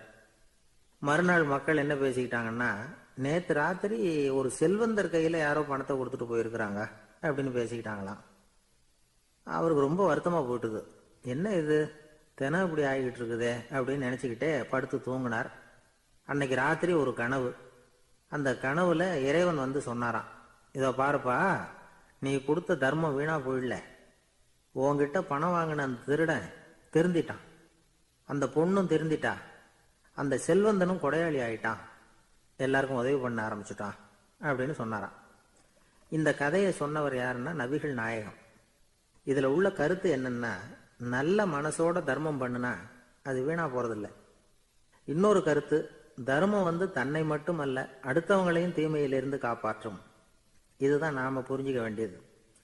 இந்த காலத்திலேயும் இது மாதிரி சில சம்பவங்கள் நடக்கிறது உண்டு. ஒரு பெரியவர் இருட்டில் நடந்து வந்துகிட்டு இருந்தாரு. எதிரில் வந்த ஒருத்தன் வலு கட்டாயமா இவர் கையை பிடிச்சி ஒரு பண முடிப்பை கொடுத்து வச்சுக்க சொல்லிவிட்டு விலகி போயிட்டான். பெரியவருக்கு ஆச்சரியம். இந்த காலத்திலையும் இப்படி வலது கை கொடுக்கறது இடது கைக்கு தெரியக்கூடாதுன்னு நினைக்கிற கொடையாளிகள் உண்டு போல இருக்கு அப்படின்னு யோசனை பண்ணிக்கிட்டே நடந்தார். கொஞ்சம் தூரம் போயிருப்பாரு. அதுக்குள்ள அதே ஆள் திரும்பி வந்தான். கொடுத்த பண முடிப்பை திருப்பி கொடுங்க அப்படின்னு கேட்டு வாங்கிட்டான். இவருக்கு ஒன்றும் புரியல. ஏன் இப்படி பண்றேன்னார். அது ஒன்றும் இல்லைங்க, கொஞ்ச நேரம் இதை உங்ககிட்ட கொடுத்து வச்சிருந்தேன், அவ்வளவுதான் அப்படின்னா. ஏன்னு கேட்டார். என்னை பின்னாடி போலீஸ் தேடிக்கிட்டு வந்துகிட்டு இருக்குது, அதுதான் அப்படி பண்ணேன். இப்போ போயிட்டு இனிமே ஒன்றும் பயம் இல்லை அப்படின்னு சொல்லிவிட்டு அவன் பாட்டுக்கு நடந்து போறான். எனக்கு தெரிஞ்ச ஒருத்தர் இருக்கார். அவரு ஒரு பெரிய காவல்துறை அதிகாரி, ரொம்ப கண்டிப்பானவர். அவரை கண்டாவே எல்லாரும் பயப்படுவாங்க. அப்படிப்பட்டவர் வீட்டுக்கு போனா அப்படியே அடியோட மாறிடுவார். அங்க போய் பாத்தீங்கன்னா குழந்தைகளோட குழந்தையா அவர் விளையாடிக்கிட்டு இருப்பார். அலுவலக சமயத்துல பாத்தீங்கன்னா குதிரை முதுகுல அவர் உட்கார்ந்துருப்பார். வீட்டுல பாத்தீங்கன்னா அவரு முதுகுல குழந்தை உட்காந்துருக்கும். அவரு குதிரை மாதிரி போயிட்டு இருப்பார். இது எப்படிங்க முடியுது உங்களால அப்படின்னு கேட்டாங்க. அது ஒண்ணும் இல்ல, இங்க வீட்டுக்கு வந்த உடனே என்னோட மனசை தனியா எடுத்து வச்சிருவேன் அப்படின்னார். அது என்னங்க உங்க சட்டப்பயிலியா இருக்குது மனசு, அது தனியா எடுத்து வைக்கிறதுக்கு அப்படின்னு கேட்டாங்க. அப்படி இல்லைங்க, இது ஒரு பயிற்சி, மனப்பயிற்சி, அவ்வளவுதான் அப்படின்னார். இப்படி சமயம் பார்த்து மனசை தனியா வச்சுவிட தெரிஞ்சவங்க வாழ்க்கையில எப்பவும் உற்சாகமா இருப்பாங்க அப்படிங்கிறது பெரியவங்க கருத்து. ஒரு டாக்டர் ஆஸ்பத்திரியில் இருக்கிற வரைக்கும் டாக்டரா இருக்கலாம். அவர் மனைவிகிட்டையும் அவர் டாக்டரா இருக்க வேண்டிய அவசியம் இல்லை. ஒரு வக்கீல் வந்து கோர்ட்ல இருக்கிற வரைக்கும் வக்கீலா இருக்கலாம். வீட்டுக்கு வந்ததுக்கு அப்புறமும் வக்கீலா இருக்க வேண்டிய அவசியம் கிடையாது. வீட்டுல வந்து குழந்தைகள் கிட்ட விளையாடும் பொழுதும் அதுகள்கிட்ட ஃபீஸ் கேட்டுட்டு இருக்க கூடாது. நாம எப்படி இருக்கணும்னு பெரியவங்க சொல்றாங்கன்னா, மனசோட சேரக்கூடாதான். அப்படி சேராம வாழ்க்கையை கவனிக்கணுமா. மனசை அப்படியே தனியா எடுத்து பக்கத்துல வச்சுடணும். அப்படின்னா அதை அப்படியே தூக்கி எறிஞ்சுடு அப்படின்னு அர்த்தம் இல்லை. ஏன்னா மனசுங்கிறது நமக்கு உபயோகப்படக்கூடிய ஒண்ணுதான். எப்ப அது தேவையோ அப்பப்போ எடுத்து உபயோகப்படுத்திக்கணும். தேவைப்படுறப்போ எடுத்து கண்ணாடியை மாட்டிக்கிறோம்ல, படிக்கும் பொழுது கண்ணாடி தேவைப்படுதோ எடுத்து மாட்டிக்கிறோம் இல்லையா, அது மாதிரி கணக்கு போடுறதுக்கு மனசு தேவை. கடைக்கு போய் ஒரு பொருள் வாங்குறோம், காசு கொடுக்குறோம், மீதி சில்லறை சரியா இருக்கா அப்படின்னு எண்ணி பார்த்து வாங்க வேண்டியிருக்கு. அந்த சமயத்துல மனசை எடுத்து தனியா வச்சுட்டேன் அப்படின்னு சொல்லிட்டு இருக்க கூடாது. பரீட்சைக்கு படிக்க வேண்டியிருக்குது, படிச்சதையெல்லாம் அப்படியே நினைவுல வச்சுக்க வேண்டியிருக்கு. அந்த சமயத்துல மனசை தூக்கி எறிஞ்சுட்டேன் சார் அப்படின்னு சொல்லிட்டு இருக்க கூடாது. அப்படி சொன்னா பரீட்சை நம்மளை தூக்கி எறிஞ்சிடும். அதனால தேவைப்படுறப்போ மனசை உபயோகப்படுத்தணும், தேவையில்லாதப்போ அது தனியா ஓய்வு எடுத்துக்க விட்டுடணும். இப்படி நாம பழக்கப்படுத்திக்கிட்டா வாழ்க்கைங்கிறது நமக்கு புதுசா தெரியுமா. மனசுக்கும் ஒரு சக்தி கிடைக்கும். எந்திரங்களுக்கு ஓய்வு கொடுக்குற மாதிரி மனசுக்கும் ஓய்வு கொடுக்கணும், இல்லைன்னா அது களைச்சு போயிடும். குழந்தைகள் மனசை சுமந்துகிட்டு இருக்கிறது இல்ல, இது முதியவர்கள் குழந்தைகள் கிட்ட இருந்து கத்துக்க வேண்டிய ஒரு பாடம். ஆனாலும் இந்த கால குழந்தைகள் கிட்ட ரொம்ப எச்சரிக்கையா இருக்க வேண்டியிருக்கு. ஒரு தாத்தாவும் பேரனும் விளையாடிக்கிட்டு இருக்கிறாங்க. தாத்தா, எனக்கு சைக்கிள் ஓட்ட கத்து கொடு அப்படிங்கிறான் பேரன். சைக்கிள் உயரம் கூட இல்ல, அதுக்குள்ள சைக்கிள் ஓட்டணுமா அப்படின்னாரு தாத்தா. ஏன் தாத்தா, ரயில் ஓட்டுறாரு, அவர் என்ன ரயில் நீளமா இருக்கார் அப்படின்னு கேட்டானா அந்த பையன். ஒரு ஊர்ல ஒரு பெரிய செல்வந்தர் இருந்தார். பணத்துக்கு பஞ்சம் இல்லை. அதனால இந்த உலகத்துல முடியாத காரியம் எதுவும் இல்லைன்னு நினைச்சார். பணம் இருந்தாலே அந்த நினைப்பு தானா வந்துடும். அதனால இவரும் அப்படி நினைச்சதுல ஒன்றும் தப்பு இல்லை. அந்த ஊருக்கு குருநானக் ஒரு தடவை வந்தார். அவருக்கு இந்த செல்வந்தர் ரொம்ப பிரமாதமா ஒரு வரவேற்பு கொடுத்தார். ஊர் எல்லையிலேயே எங்க வீட்டுக்கு விருந்து சாப்பிட்டுட்டு போகணும்னு கேட்டுக்கிட்டார். அவரும் சரின்னு ஒத்துக்கிட்டார். உடனே தன்னுடைய பங்களாவில் ஒரு பெரிய விருந்துக்கு ஏற்பாடு பண்ணார். குருநானக் அழைச்சிட்டு வீட்டுக்கு போனார். உட்கார வச்சார். ஐயா, நான் இந்த ஊர்லயே ரொம்ப பெரிய வசதி உள்ளவன். என்னால எல்லாம் முடியும். உங்களுக்காக நான் என்ன செய்யணும்னு சொல்லுங்க. எதுவா இருந்தாலும் பரவாயில்ல, எவ்வளவு செலவானாலும் பரவாயில்ல, என்னால செய்ய முடியும். என்ன செய்யணும்னு சொல்லுங்க, அது போதும், நான் செய்யறேன் அப்படின்னு நான் ரொம்ப பணிவா. இதை கேட்டதும் குருநானக் சிந்திச்சார் கொஞ்ச நேரம். அதுக்கப்புறம் தன்னோட சட்ட பைக்குள்ள கையை விட்டு ஒரு பழைய ஊசி ஒன்று எடுத்தார். அந்த செல்வந்தர்கிட்ட கொடுத்தார். இதை பாருங்க, இவ்வளவு தூரம் நீங்க கேட்கறதுனால சொல்றேன். எனக்கு நீங்க செய்ய வேண்டிய உதவி இதுதான். ஊசிய கையில வாங்கிக்கிட்டு இதை என்ன செய்யணும் சொல்லுங்க அப்படின்னாரு அவரு. நீங்க செய்ய வேண்டியது என்னன்னா, இந்த ஊசிய பத்திரமா வச்சிருக்கணும். நாம 2 பேரும் இறந்து போனதுக்கு பின்னாடி இன்னொரு உலகத்துல நாம சந்திக்கக்கூடிய வாய்ப்பு இருக்குது. அப்ப இந்த ஊசியை என்கிட்ட கொண்டாந்து கொடுக்கணும். இதுதான் நீங்க எனக்காக செய்ய வேண்டிய உதவி அப்படின்னார் குருநானக் லேசா சிரிச்சுக்கிட்டே. இதை கேட்ட உடனே இந்த பெரியவர் முழிக்க ஆரம்பிச்சிட்டார். அது எப்படிங்க, நான் சாகிறப்ப எப்படி இந்த ஊசியை எடுத்துக்கிட்டு இன்னொரு உலகத்துக்கு வர முடியும்னார். ஊசி மாதிரி ஒரு சின்ன பொருளை கூட இந்த உலகத்தை விட்டு நாம போறப்ப எடுத்துட்டு போக முடியாதுங்கிறப்போ உங்களோட செல்வத்தை எல்லாம் எப்படி அங்க எடுத்துட்டு வர போறீங்க அப்படின்னு கேட்டார் குருநானக். அதுக்கப்புறம் தான் அந்த பெரியவர் யோசிக்க ஆரம்பிச்சாராம். குருநானக் சொல்றார், இதை பாருங்க, நாம செய்யற நல்லது கெட்டது தான் கடைசி வரைக்கும் நம்ம கூட இருக்கும். அடுத்தவங்க நல்லா இருக்கணுங்கிறதுக்காக பொருளை செலவு செய்யணும். அப்படி செய்யலைன்னா எந்த பிரயோஜனமும் இல்லை அப்படின்னார். அதுக்கப்புறம் தான் அந்த செல்வந்தரின் அறிவு கண் திறந்துதான். உடனே குருநானக்க வணங்கினார். ஐயா, என்கிட்ட இருந்த ஆணவம் போயிட்டுது. இனிமே என்கிட்ட இருக்கிற செல்வத்தை நல்ல வழியில செலவழிப்பேன் அப்படின்னாராம். நம்ம கிட்ட இருக்கிற பணம் எப்பவும் நம்ம கூடவே வந்துகிட்டு இருக்காதுங்கிறதுக்கு இது ஒரு உதாரணம். அதுக்காக நாம பணம் சேர்க்கறத பத்தி கவலைப்பட வேண்டியதில்லை, பேசாம படுத்து தூங்கிட்டு இருந்தா போதும் அப்படின்னு இதுக்கு அர்த்தம் பண்ணிக்கப்படாது. முறையான வழியில பணம் சேர்க்கணும், அதை முறையான வழியில செலவு பண்ணணும். அதனால ஏற்படக்கூடிய மன நிறைவு இருக்கு பாருங்க, அது அனுபவிச்சவங்களுக்கு தான் தெரியும். சொர்க்கத்துக்கு போறவங்க இங்க இருந்து பணத்தை எடுத்துட்டு போக முடியாது. ஆனா நம்ம செல்வத்தை இங்க மத்தவங்களுக்கு பயன்பட செய்து அதனால ஏற்படுற புண்ணியம் இருக்கு பாருங்க, அதை எடுத்துட்டு போக முடியுமா. இதுதான் ஆன்மீகவாதிகள்லாம் சொல்ற கருத்து. ஜான் நியூட்டன் ஒருத்தர், அவரு சொன்னார், நான் எப்பவாவது சொர்க்கத்துக்கு போய் சேர்ந்தேன்னா அங்க 3 அதிசயங்களை பார்ப்பேன்னார். என்னன்னு கேட்டாங்க. நான் யார் யாரு இருக்க மாட்டாங்கன்னு நினைச்சுக்கிட்டு இருந்தானோ அவங்கள சில பேர் அங்க இருப்பாங்க, அது ஒரு பெரிய அதிசயம்னார். சரி, அடுத்தது என்ன? 2வது அதிசயம் என்னன்னா, அங்க இருப்பாங்கன்னு நான் எதிர்பார்த்த சில பேர் அங்க இருக்க மாட்டாங்க அப்படின்னார். சரி, 3வது பெரிய ஆச்சரியம் என்ன அப்படின்னா, நான் அங்க இருக்க பாருங்க, அதுதான் அந்த 3வது அதிசயம் அப்படின்னாராம். ஒரு நீதிமன்றம், அங்க ஒரு கொலை வழக்கு சம்பந்தமா விசாரணை நடந்துகிட்டு இருக்குது. அந்த வழக்கறிஞர் ரொம்ப தீவிரமா வாதாடிக்கிட்டு இருக்கிறார்.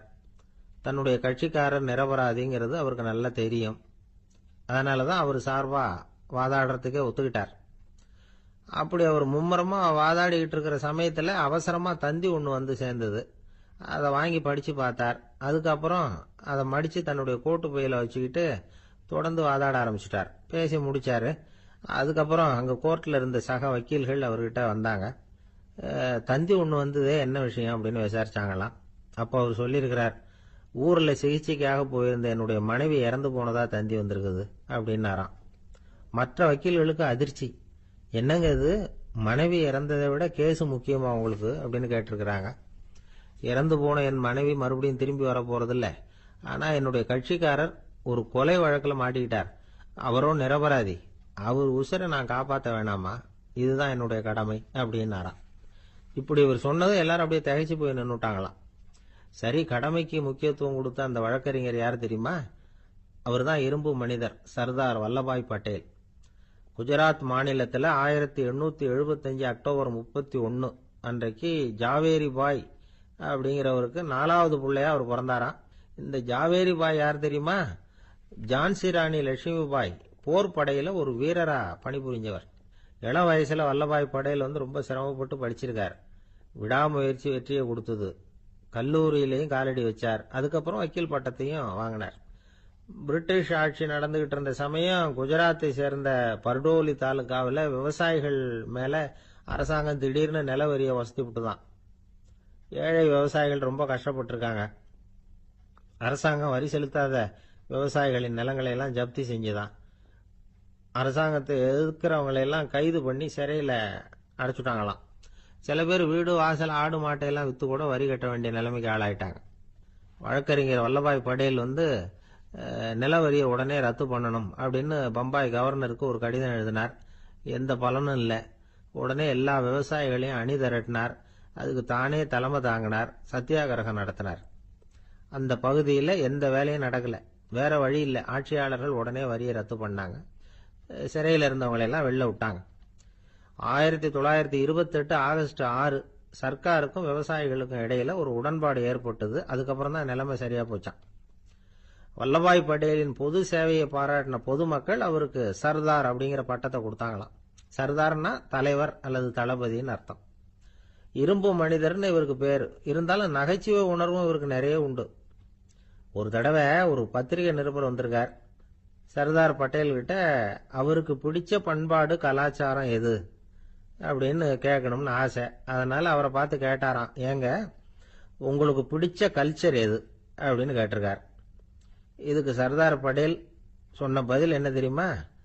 எனக்கு பிடிச்ச கல்ச்சர் அக்ரிகல்ச்சர் அப்படின்னு. ஒரே ஒரு ஊர்ல ஒரு அம்மா இருந்தாங்க. அந்த அம்மாவுக்கு ஒரே ஒரு பிள்ளையாண்டான்.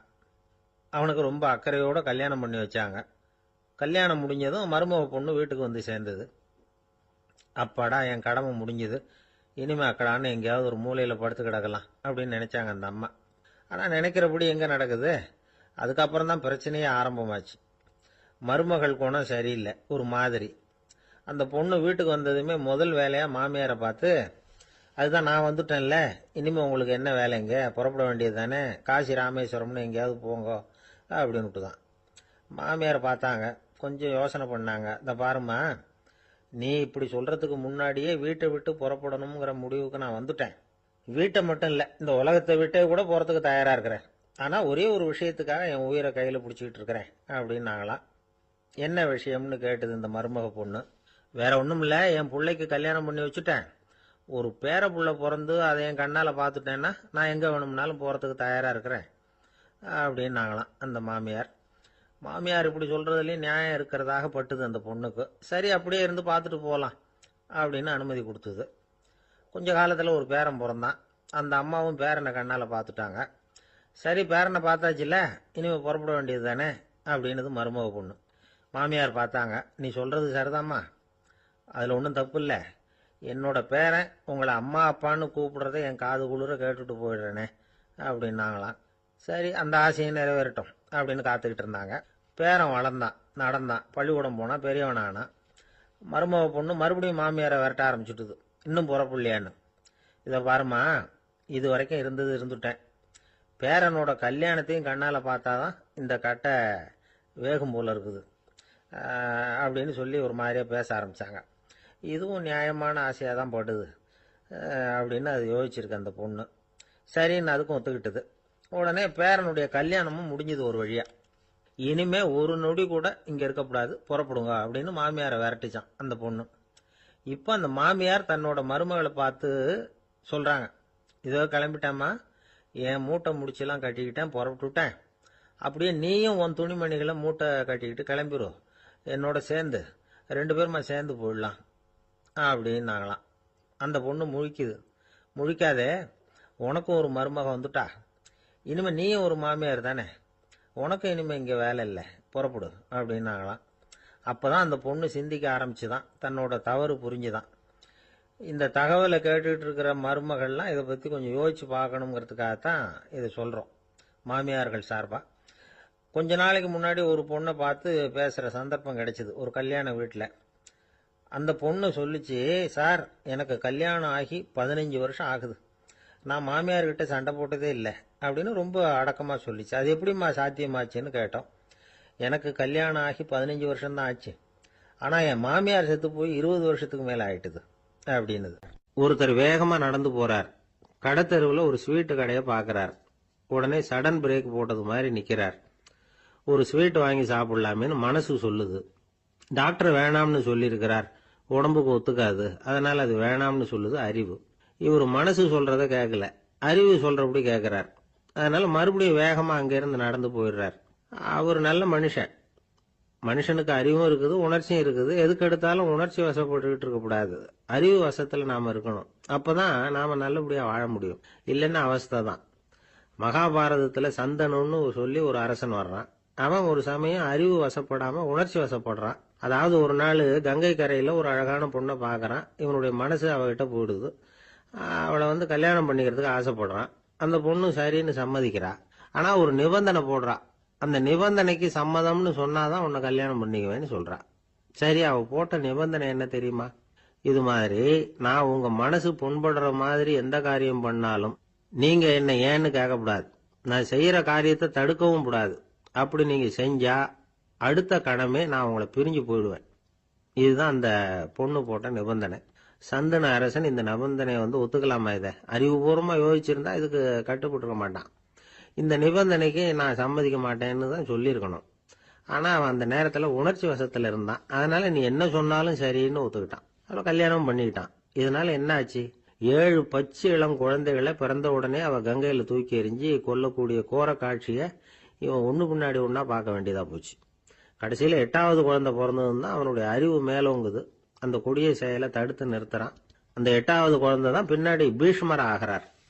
ஒரு பக்தி பிரசங்கத்தில் ஒரு பேச்சாளர் இந்த விஷயத்தை சொல்லிவிட்டு இன்னொரு விஷயமும் சொன்னார். அது என்னன்னா, சந்தனு மன்னன் அறிவுக்கும் உணர்ச்சிக்கும் நடுவில் அகப்பட்டு தவிச்சதுனால அவன் வம்சத்துல வந்த கௌரவர்கள் உணர்ச்சி வசப்பட்டாங்க, பாண்டவர்கள் அறிவு வசப்பட்டாங்க அப்படின்னு சொன்னார். மனுஷனுக்கு உணர்ச்சியை விட அறிவு மேலோங்கி இருக்கணுங்கிறது சரிதான். ஆனால் அந்த அறிவை எப்படி உபயோகப்படுத்துறோங்கிறது முக்கியம். ஒருத்தர் சொன்னார், சார் இன்னைக்கு கோயம்புத்தூர்ல ஒரு கல்யாணம், அதுக்கு நான் போக முடியலேன்னு நினைக்கும் பொழுது மனசுக்கு ரொம்ப வருத்தமா இருக்குது சார் அப்படின்னார். ரொம்ப உணர்ச்சி வசப்பட்டார். அதுக்காக கவலைப்படாதீங்க சார், ஒரு வாழ்த்து தந்தி கொடுத்துருங்களேன் அப்படின்னார் இன்னொருத்தர். அது எப்படி சார் முடியும்னார் அவர். நான் தானே சார் கல்யாண மாப்பிள்ளை அப்படிங்கிறார் அந்த ஆள். கொஞ்சம் தூரத்தில் நாம் நிற்கிறோம்.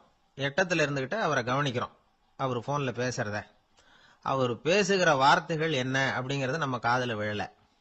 ஆனாலும் அவர் பேசிக்கிட்டு இருக்கிறது நல்ல செய்தியா கெட்ட செய்தியா அப்படிங்கிறத நம்மால் யூகிக்க முடியும். மகிழ்ச்சியான செய்தியை பேசும்போது முகம் மலருது, புன்னகை பூக்குது. இதில் ஒன்று நீங்கள் கவனிக்கணும். தொலைபேசியில் நாம் பேசுகிறப்போ நம்மோட பேசுகிறவர் எதிரில் இல்லை. அவர் தொலைபேசி வழியாக நம்ம குரலை மட்டும்தான் கேட்க போகிறார். நம்ம முகத்தை அவர் பார்க்க போகிறதில்ல. அப்படி இருந்தும் அப்போ நம்ம முகம் ஏன் மலரணும் அப்படின்னா, இதுதான் உடல் மொழி, பாடி லாங்குவேஜ் அப்படின்னு சொல்கிறாங்க. நம்ம அறியாமலேயே நம்ம உடம்பு செய்திகளை தெரிவிக்குது பாருங்க, அதுதான் உடல் மொழி. ஒரு மனிதர் தொலைபேசியில் பேசிக்கிட்டு இருக்கிறத நீங்கள் தூரத்திலிருந்து கவனிச்சுக்கிட்டே அவர் நண்பரோட பேசுகிறாரா, மனைவியோட பேசுகிறாரா, குழந்தையோட பேசுகிறாரா, இல்லை மேலதிகாரிகிட்ட பேசுகிறாரா, அல்லது அவருக்கு கீழே பணிபுரிகிறவர்கள்கிட்ட பேசுகிறாரா அப்படிங்கிறத கண்டுபிடிக்கலாம். அதுக்கு காரணம் அவருடைய உடல் மொழி. இந்த உடல் மொழி கூட நம்ம வாழ்க்கையின் முன்னேற்றத்துக்கு பயன்படும். இதை பற்றியெல்லாம் கூட சில நிபுணர்கள் ஆராய்ச்சி பண்ணி பார்த்துருக்குறாங்க. அவங்க சில விவரங்களை சொல்கிறாங்க. குறிப்பாக ஒருத்தர் தன்னுடைய நாற்காலியில் கிட்டத்தட்ட படுத்துக்காத குறையா உட்காந்துருக்கிறாருன்னு வச்சுங்க. எதிர இருக்கிறவர் பேசுறது அவருக்கு பிடிக்கலன்னு அர்த்தமா. தலையை சொரிஞ்சிக்கிறது, வேற வேற திசைகளில் பார்க்கறது, கொட்டாவி விடுறது, கால்களை மாற்றி போட்டு உட்கார்றது, களைப்பா கை விரல்களை அப்படியே பின்னிக்கிறது, அடிக்கடி கடிகாரத்தை பார்க்கறது, இப்படிலாம் ஒருத்தர் பண்ணிக்கிட்டு இருக்கிறாருன்னா நாம் கூடிய சீக்கிரம் அந்த இடத்த விட்டு எழுந்திரிச்சு வந்துடுறது நல்லது. ஏன்னா இதெல்லாம் அவருடைய சலிப்பு, சோர்வு, ஆர்வமின்மை, இதுக்கு அடையாளங்கள். நம்முடைய பேச்சு அவரை சலிப்படைய வச்சுட்டதுன்னு அர்த்தம். அவர் ரொம்பவும் சோர்ந்து போயிட்டாருன்னு பொருள். நம்முடைய பேச்சில் அவருக்கு ஆர்வம் இல்லைன்னு அர்த்தம். அதே நேரத்தில் நாற்காலியின் நுனியில் அமர்ந்து உடலை முன்னுக்கு நகர்த்தி எதிர இருக்கிறவரின் கண்களை பார்த்துக்கிட்டே பேசினாலும் சரி அல்லது பேச்சை கேட்டாலும் சரி, உங்க பேர்ல மற்றவங்களுக்கு உள்ள பிடிப்பு அதிகரிக்கும். நாம எப்படிப்பட்டவர்ங்கிறத நம்ம உடம்பும் நடை உடை பாவனையும் அடுத்தவங்களுக்கு காட்டி கொடுத்துரும். உங்க உடம்பு, உங்க பார்வை, நடை, உட்கார்ற விதம், இதை வச்சுக்கிட்டே நீங்க பொறுப்புள்ளவரா, முரடரா, அலட்சியமானவரா, மரியாதை தெரிஞ்சவரா, அடக்கமானவரா, நம்பிக்கைக்கு உரியவரா, நாணயம் இல்லாதவரா, பயந்தவரா, திறமசாலியா, அப்பாவியா அப்படிங்கறதெல்லாம் கண்டுபிடிச்சிடலாம். அதனால இந்த உடல் மொழியை புரிஞ்சுக்கிட்டு நம்மளை கொஞ்சம் சரிப்படுத்திக்கிட்டோம்னா வாழ்க்கையில சுலபமா பல காரியங்களை சாதிக்க முடியும். ஒரு மனநல மருத்துவமனை, அங்க ஒருத்தர் ஒரு நாற்காலியில உட்காந்துக்கிட்டு கார் ஓட்டுறது மாதிரி அப்படி பாவனை பண்ணிட்டு இருந்தார்.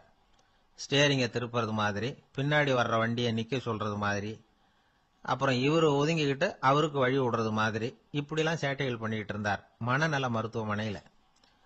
இத பார்த்துக்கிட்டு இருந்த ஒருத்தர் பக்கத்துல இருந்த இன்னொருத்தர்கிட்ட கேட்டார், இவர் ஏன் இப்படி பண்றாரு, இவருக்கு ஏன் அப்படி வந்தது நிலைமை அப்படின்னு சொல்லி அவர் விசாரிச்சார். அப்ப அவர் விவரம் சொன்னார். வேற ஒண்ணும் இல்லைங்க, இவருக்கு கார் ஓட்டணும்னு ஆசை ரொம்ப காலமா, அது நிறைவேறாம போயிட்டுது. அதுக்கப்புறம் அவர் மனநோயாளியா மாறிட்டார். இங்க அழைச்சிட்டு வந்தாங்க. இங்க அழைச்சிட்டு வந்ததுல இருந்து அப்படிதான் பண்ணிட்டு இருக்கிறார். அவ கார் ஓட்டுறது மாதிரிலாம் பாவனை பண்ணிட்டு இருப்பார், திருப்புறது மாதிரி பண்ணுவார், பின்னாடி வர்றவங்களுக்கு இடம் விடுவார், இப்படிலாம் செய்யறார் அப்படின்னு விவரம் சொன்னாங்க. நீங்க சொல்லப்படாதா, இப்ப நீங்க கார் ஓட்டல, வெறும் நாற்காலியில தான் உட்கார்ந்து இருக்கிறீங்க அப்படின்னு நீங்க சொல்லப்படாதா அவருக்கு அப்படின்னு கேட்டாங்க. அது முடியாதுங்க, ஏன்னா அந்த காரை கழுவுறதுக்காக அவர் தினமும் எனக்கு 10 ரூபா கொடுத்துக்கிட்டு இருக்கிறார் அப்படின்னாராம் அங்க வேலை செஞ்சுக்கிட்டு இருந்த ஒருத்தர். அதனால வாழ்க்கையில நாம இந்த உடல் மொழியை புரிஞ்சுக்கணும்.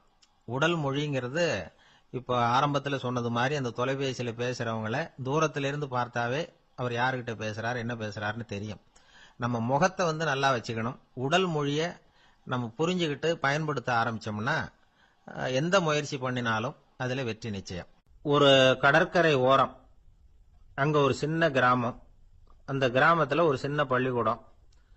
கடற்கரை ஓரத்துல உள்ள ஒரு விடுதியில ஓய்வுக்காக ஒருத்தர் தங்கி இருக்கிறார். பள்ளிக்கூடத்துல ஏதோ விழா நடக்கிறது மாதிரி தெரிஞ்சுது. உடனே அவர் அந்த பக்கமா வந்தார். இங்க என்ன நடக்குதுன்னு விசாரிச்சார். பள்ளி ஆண்டு விழா நடக்குதுன்னாங்க. உடனே போனார். கண்காட்சி ஒன்று வச்சிருந்தாங்க. உள்ள போய் பார்த்தார். பள்ளிக்கூடத்தில் படிக்கிற மாணவர்களை சொந்தமா தயார் பண்ண பொருள்களை காட்சிக்கு வச்சிருக்கிறாங்க. அந்த ஊர் மக்கள்லாம் அதை கூட்டம் கூட்டமா போய் பார்த்துக்கிட்டு இருக்கிறாங்க. இவரும் ஆர்வமா அதையெல்லாம் பார்த்துக்கிட்டே போறார். ஒரு இடத்துல ஒரு சின்ன ரயில் செஞ்சு வச்சிருந்தாங்க, மாணவர்களே தயார் பண்ணது. மின்சாரத்தால் அது ஓடுறது மாதிரி பண்ணி வச்சிருந்தாங்க.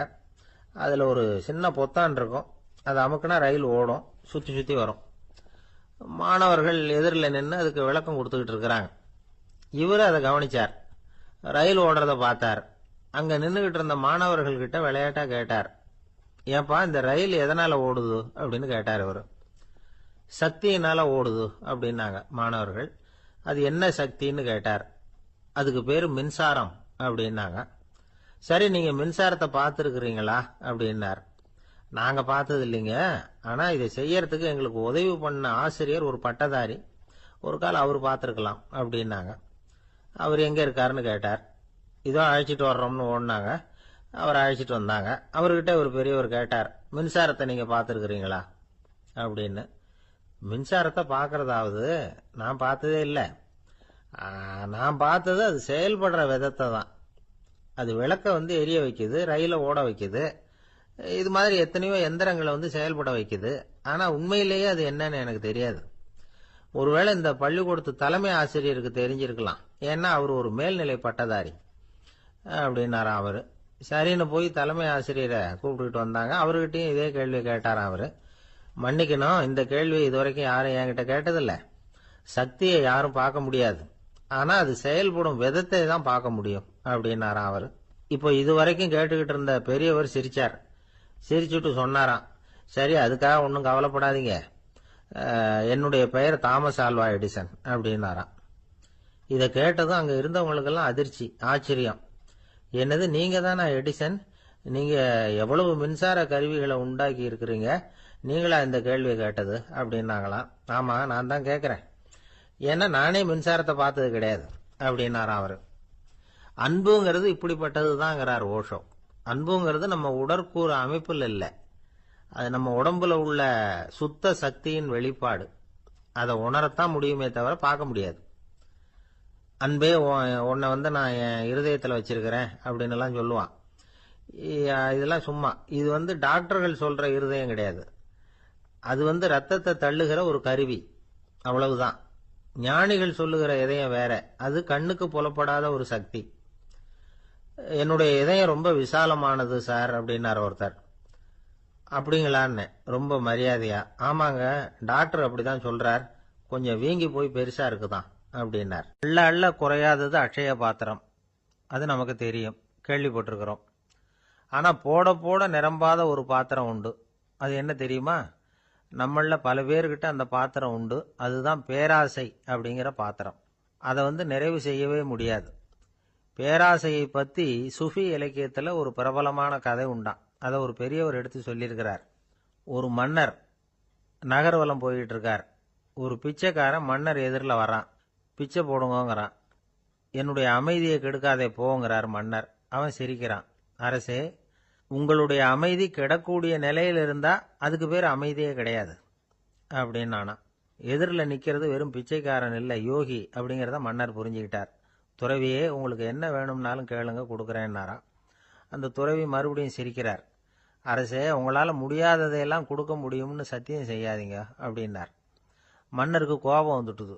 என்ன இவர் இப்படி சொல்றாரு அப்படின்னு நினைச்சார். நகர்வலத்தை பாதியிலேயே நிறுத்தினார். வாங்க அரண்மனைக்குன்னார். துறவியை அழைச்சிக்கிட்டு அரண்மனைக்கு வந்துட்டார். துறவி தன்கிட்ட இருந்த பிச்சை பாத்திரத்தை நீட்டினார். இது நிறைய எனக்கு பொற்காசுகள் வேணும் அப்படின்னாராம். அவ்வளவுதானா, இது ஒரு பெரிய காரியமா அப்படின்னு கையை தட்டினாராம் மன்னர். ஒரு பெரிய தாம்பாளம் நிறைய பொற்காசுகள் சேர்ந்தது. அதை அள்ளி போட்டார். போட போட அந்த பிச்சை பாத்திரம் நிரம்பவே இல்லை. பொற்காசுகள் போட போட அவ்வளவையும் உள்ள வாங்கிக்கிட்டே இருக்குது. அரசாங்க கஜானாவே காலி ஆயிட்டுது. மூட்டை மூட்டையா பொற்காசுகளை கொட்டி பார்த்துட்டாங்க. அது முழுங்கிக்கிட்டே இருக்குது. கடைசி வரைக்கும் அந்த பிச்சை பாத்திரம் நிரம்பவே இல்லை. அரசர்கிட்ட இருந்த கர்வம் போயிட்டுது. அப்படியே பொத்துன்னு துறவி காலில் விழுந்தார். அப்போ அந்த துறவி சொன்னாராம், மன்னா, இந்த பிச்சை பாத்திரத்தை உங்களால மட்டும் இல்லை, வேற யாராலையும் நிரப்ப முடியாது. அதுக்கு என்ன காரணம்னா, இது சாதாரண பிச்சை பாத்திரம் இல்லை, பேராசைகளோட வாழ்ந்து செத்துப்போன ஒரு மனிதனின் மண்டை ஓடுது அப்படின்னாராம். பாருங்க, இதுதான் அந்த சுஃபி இலக்கிய கதை. செத்த பிறகும் நிறைவு இல்லைன்னா அது எப்பேற்பட்ட பேராசையா இருக்கும்னு யோசிச்சு பார்த்துங்க.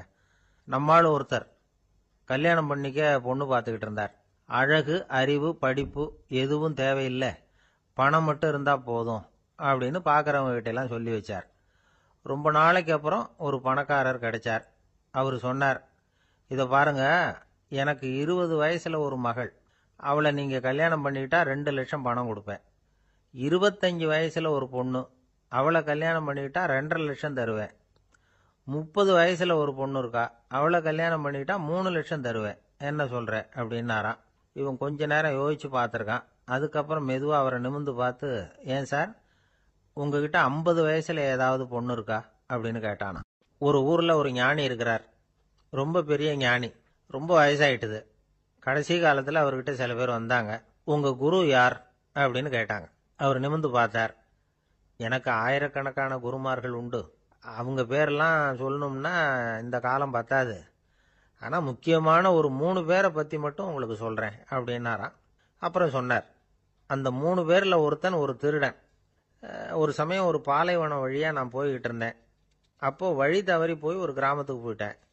அது இருட்டு நேரம், நடுராத்திரி, ஊரே உறங்கி போச்சு. அந்த நேரத்தில் ஒரு ஆள் மட்டும் ஒரு வீட்டு சுவத்தில் ஏதோ பண்ணி உள்ளே நுழையறதுக்கு முயற்சி பண்ணிட்டு இருக்கிறான். அவங்கிட்ட போய் நான் இன்னைக்கு இங்கே எங்கே தங்க முடியும் அப்படின்னு கேட்டேன். அதுக்கு அவன், இந்த ராத்திரி வேளையில் அது ரொம்ப சிரமம், ஒரு திருடனோட உங்களால் தங்க முடியும்னா நீங்கள் என்னோட தங்கலாம் அப்படின்னா. நான் அவங்க கூட 1 மாதம் தங்கியிருந்தேன். ஒவ்வொரு நாள் ராத்திரியும், இப்போ நான் என்னுடைய வேலைக்கு போகிறேன், நீங்கள் ஓய்வு எடுத்துக்கோங்க அப்படின்னு சொல்லிவிட்டு போவான். அவன் திரும்பி வந்த உடனே உனக்கு ஏதாவது கிடைச்சிதான்னு நான் கேட்பேன். அதுக்கு அவன், இன்னைக்கு ராத்திரி ஒன்றும் இல்லை, நாளைக்கு மறுபடியும் முயற்சி பண்ணுவேன் அப்படின்பா. எப்பவும் அவன் நம்பிக்கை இழந்ததே கிடையாது. எப்பவும் சந்தோஷமாகவே இருப்பான். நானும் ரொம்ப காலமாக தியானம் பண்ணிக்கிட்டே இருந்தேன். ஒன்றுமே நடக்கலை. ஆனால் நான் என்ன பண்ணேன் தெரியுமா? மனசு வருத்தப்படும், நம்பிக்கை இழந்துருவேன். அப்போல்லாம் அந்த திருடனுடைய விடாமுயற்சி தான் ஞாபகத்துக்கு வரும். அதனால் அந்த திருடன் எனக்கு ஒரு குரு. என்னுடைய 2வது குரு யாருன்னா அது ஒரு நாய். இது எப்படின்னா, ஒரு சமயம் எனக்கு ரொம்ப தாகமாக இருந்தது. ஒரு நதியை நோக்கி போய்கிட்டு இருந்தேன். அப்போ ஒரு நாயும் வந்தது. அதுக்கும் தாகம். ஓடி வந்து ஆற்றை பார்த்தது. அதோட நிழல் வந்து ஆற்றுல தெரிஞ்சது. அதை பார்த்ததும் பயந்துட்டுது அது. அதாவது அது தன்னுடைய சொந்த உருவத்தையே கண்டு பயந்தது. அதை பார்த்து குறைக்குது, திரும்பி ஓடிச்சு. ஆனால் அதுக்கு தாகம் அதிகமாக இருந்ததுனால அது மறுபடியும் திரும்பி வந்தது.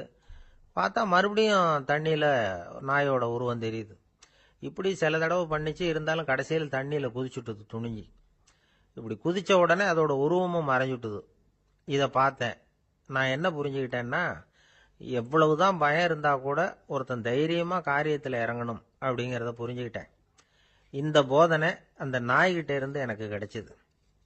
இது ஒன்று. அடுத்தது என்னுடைய 3வது குரு யாருன்னா அது ஒரு சின்ன குழந்தை. நான் ஒரு சமயம் ஒரு நகரத்துக்கு போனேன். அங்கே ஒரு குழந்தை எரிகிற மெழுகுவத்தி ஒன்று எடுத்துக்கிட்டு வந்தது. நான் அந்த குழந்தைய பார்த்து வேடிக்கையாக கேட்டேன், ஏன் பாப்பா இந்த மெழுகுவத்தியை நீயாவே கொளுத்துனியா அப்படின்னு கேட்டேன்.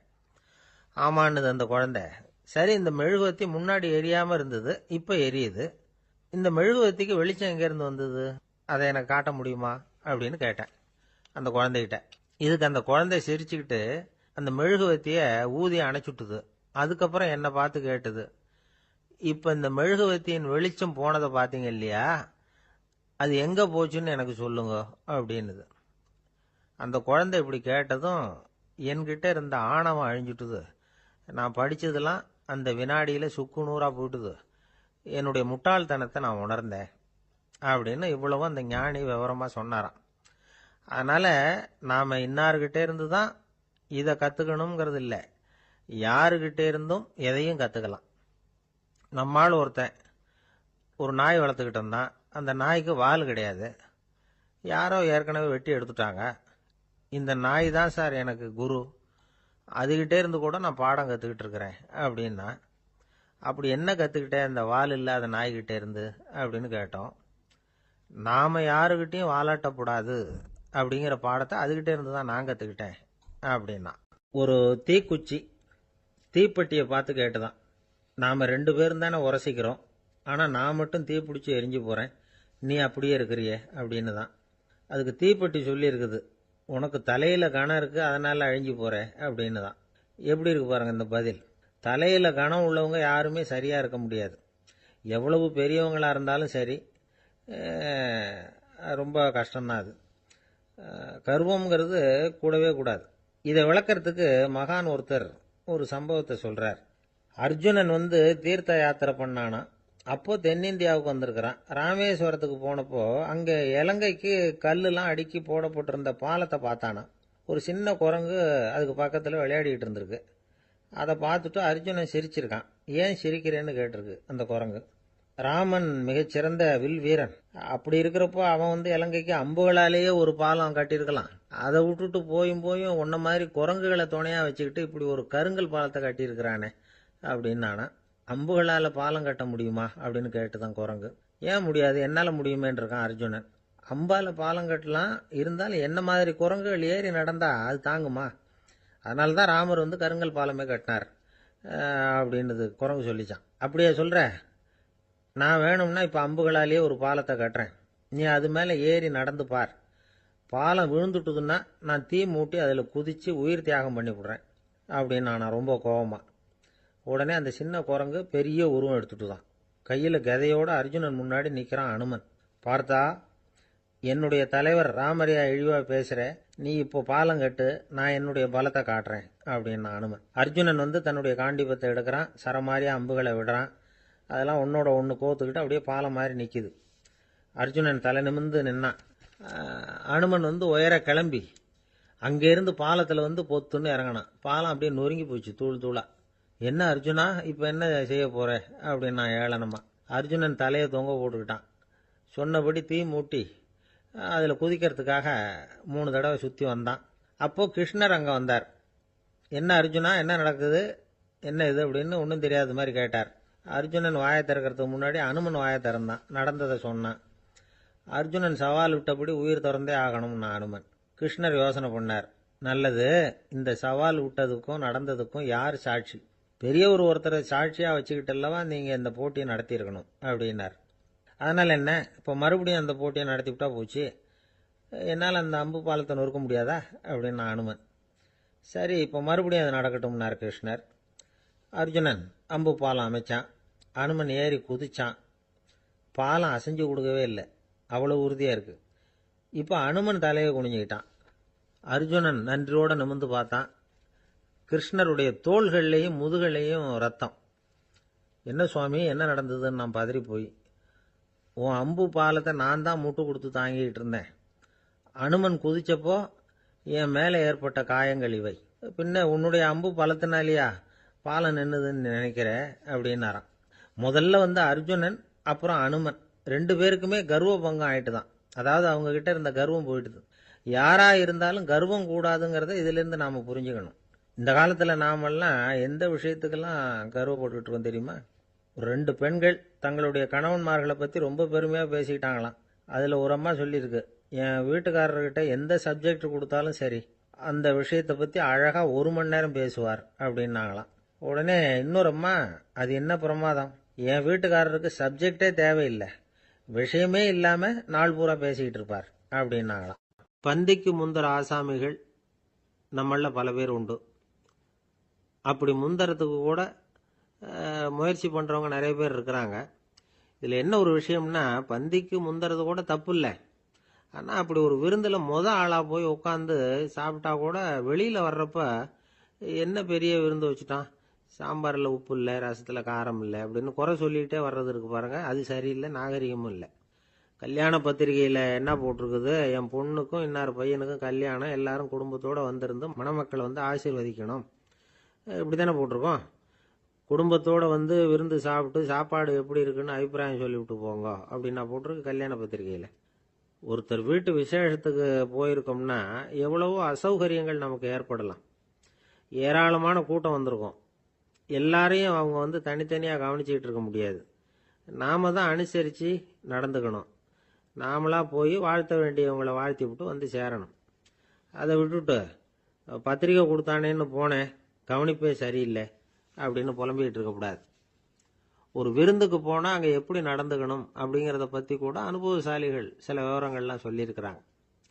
இந்த காலத்தில் கல்யாணம், பிறந்த நாள், அது இதுன்னு நிறைய விருந்துகள் நடக்குது. அதெல்லாம் எதுக்காக? மனித உறவுகளை வளர்த்துக்கிறதுக்காக தான், வேற எதுக்கு? ஒரு விருந்துக்கு போனால் அமைதியாக பொறுமையாக போய் உட்காரணும். அடித்து பிடிச்சிக்கிட்டு இடத்த பிடிக்க போகிறேன் அப்படின்னு நிற்கக்கூடாது. முதல் பந்தி நடந்துக்கிட்டு இருந்தால் அது முடிஞ்சு இலை எடுத்து சுத்தம் பண்ணதுக்கு அப்புறம் போய் உட்கார்றது தான் நாகரீகம். இலை எடுக்கிறதுக்கு முன்னாடியே அங்கே போய் உட்காந்தா நல்லா இருக்காது. நீங்கள் சாப்பிட்டுட்டு உட்காந்துருக்கீங்களா, சாப்பிட்றதுக்கு உட்காந்துருக்கீங்களா, பார்க்குறவங்களுக்கு சந்தேகம் வந்துடும். அதே மாதிரி இலையில எல்லா ஐட்டமும் பரிமாறினதுக்கு அப்புறம் சாப்பிட ஆரம்பிக்கணும். ஒவ்வொரு ஐட்டமாக வைக்க வைக்க நாம் பாட்டுக்கு எடுத்து உள்ளே தள்ளிகிட்டே இருந்தோம்னா எதை வச்சோம் எதை வைக்கலன்னு பரிமாறினவரே குழம்பி போயிடுவார். ஏன்னா எப்போ பார்த்தாலும் இலை காலியாகவே இருக்கும்.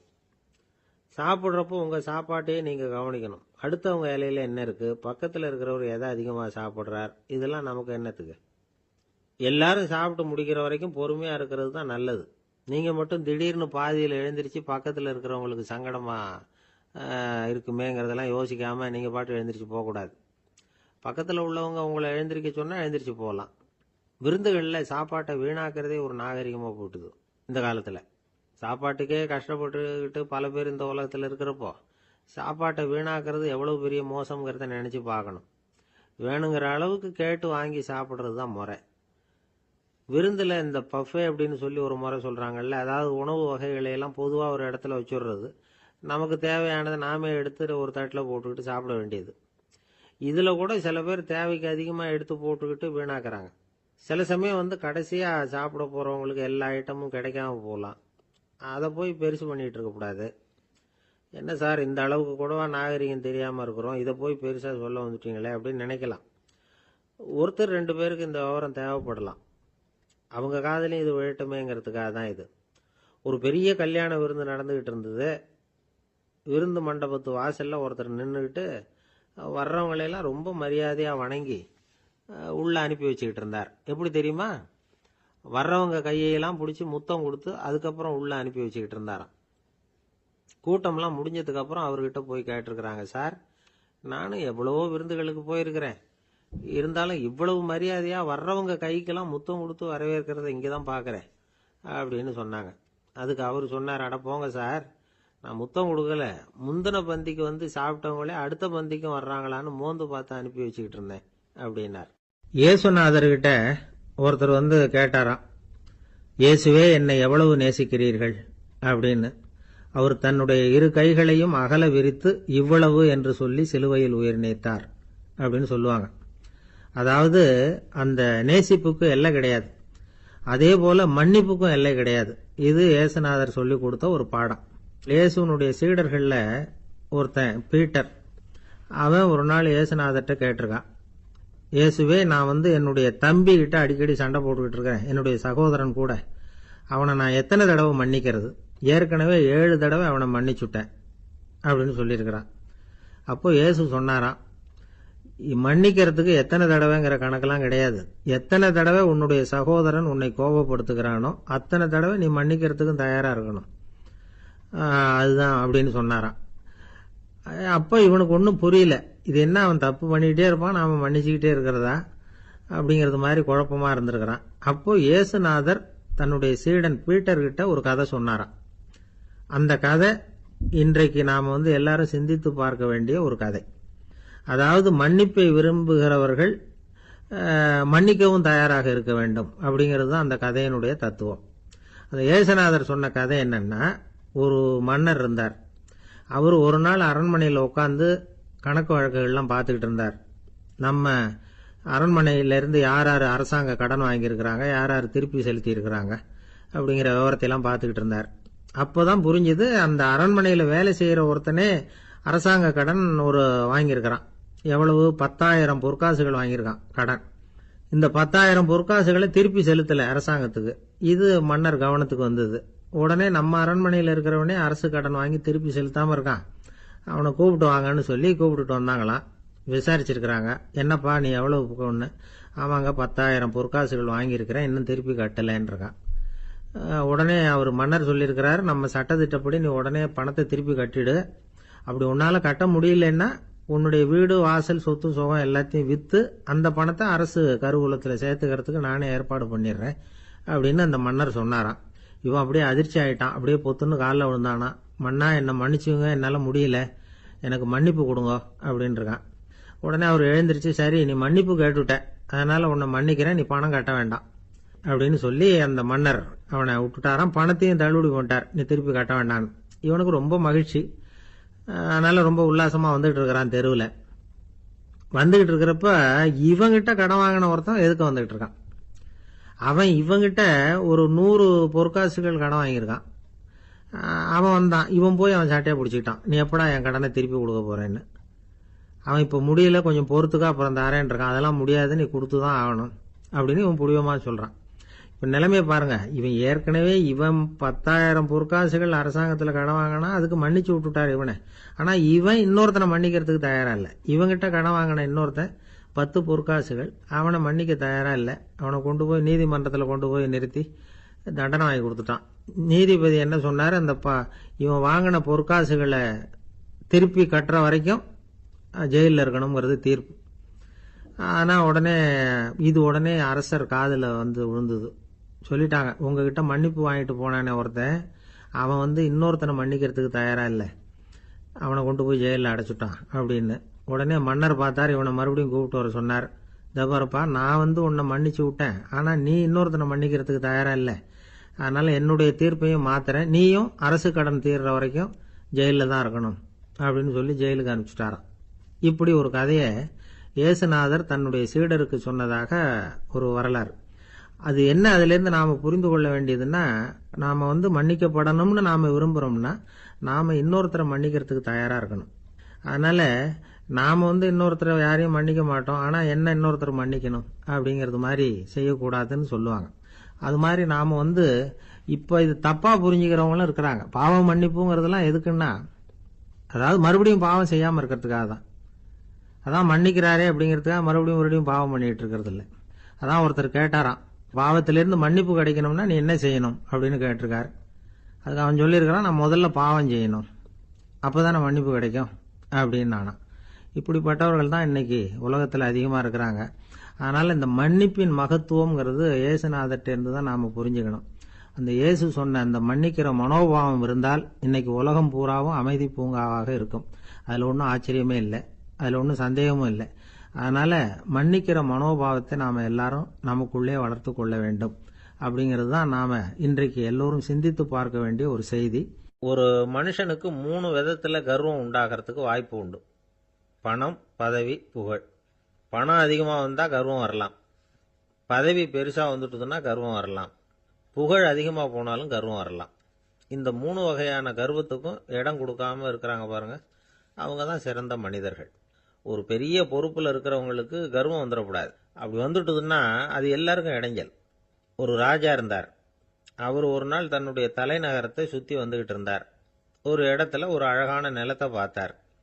ஆஹா, இந்த இடத்துல நமக்குன்னு ஒரு மாளிகையை கட்டினா எவ்வளவு நல்லா இருக்கும் அப்படின்னு நினைச்சார்.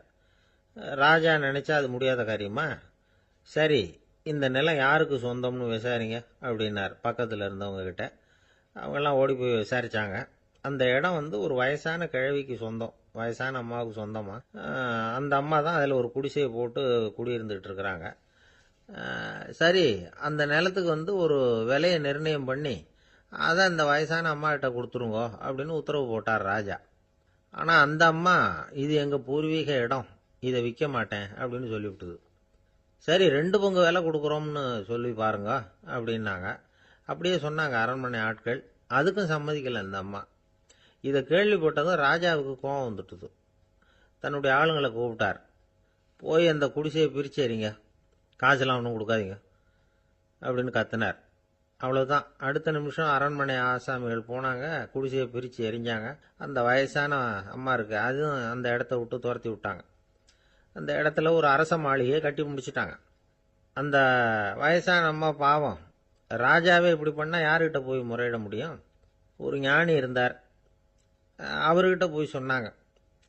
அவரு இவங்க சொன்னதை கேட்டு மனசில் வச்சுக்கிட்டார். ஒரு நாள் அந்த ராஜாவே இந்த ஞானியை கூப்பிட்டார். புதுசாக ஒரு மாளிகை கட்டியிருக்கிறேன், வந்து பாருங்கன்னு. சரின்னு சொல்லி இந்த பெரியவர் ஒரு நாள் அந்த மாளிகைக்கு போனார். சும்மா போகல, ஒரு கழுதையையும் ஓட்டிகிட்டு போனார். கொஞ்சம் சாக்குகள், வெத்து சாக்கு, அதையும் எடுத்து கழுதை முதுகில் போட்டு கழுதையை ஓட்டிகிட்டு போகிறார். ராஜா பார்த்தார். அவருக்கு இது ஆச்சரியமாக இருந்தது. என்ன இது, மாளிகைக்கு வந்துட்டு போங்கன்னு கூப்பிட்டா கழுதை சாக்கு இதெல்லாம் கொண்டு வராரே, ஒன்றும் புரியலையேன்னு நினைச்சார். எதுக்காக இதெல்லாம்னு கேட்டார். அரசருடைய தோட்டத்திலிருந்து கொஞ்சம் மண் எடுத்துகிட்டு போகிறதுக்கு ஆசைப்படுறேன், அதுக்கு நீங்கள் அனுமதி கொடுக்கணும் அப்படின்னாரு இவர்.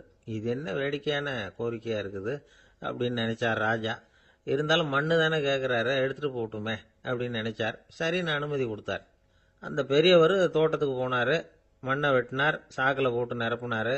ராஜாவை கொஞ்சம் கிட்ட வாங்கன்னு கூப்பிட்டார். இந்த மண் மூட்டையை தூக்கி கழுதையோட முதுகில் வைக்கணும், கொஞ்சம் உதவி பண்ணுங்கன்னார்.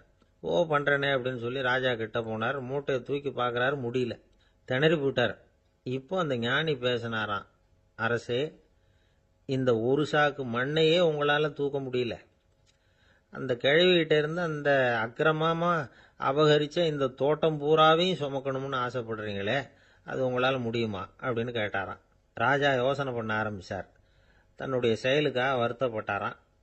அந்த வயசான அம்மாவை உடனடியாக வரவழைச்சார். தாயே, தப்பு பண்ணிட்டேன், என்னை மன்னிச்சுக்குங்க, இன்னையிலேருந்து இந்த மாளிகையும் தோட்டமும் உங்களுக்கு தான் சொந்தம் அப்படின்னு சொல்லிவிட்டாராம். போகிறப்ப இந்த உலகத்திலேருந்து என்னத்தை எடுத்துகிட்டு போக போகிறோம்,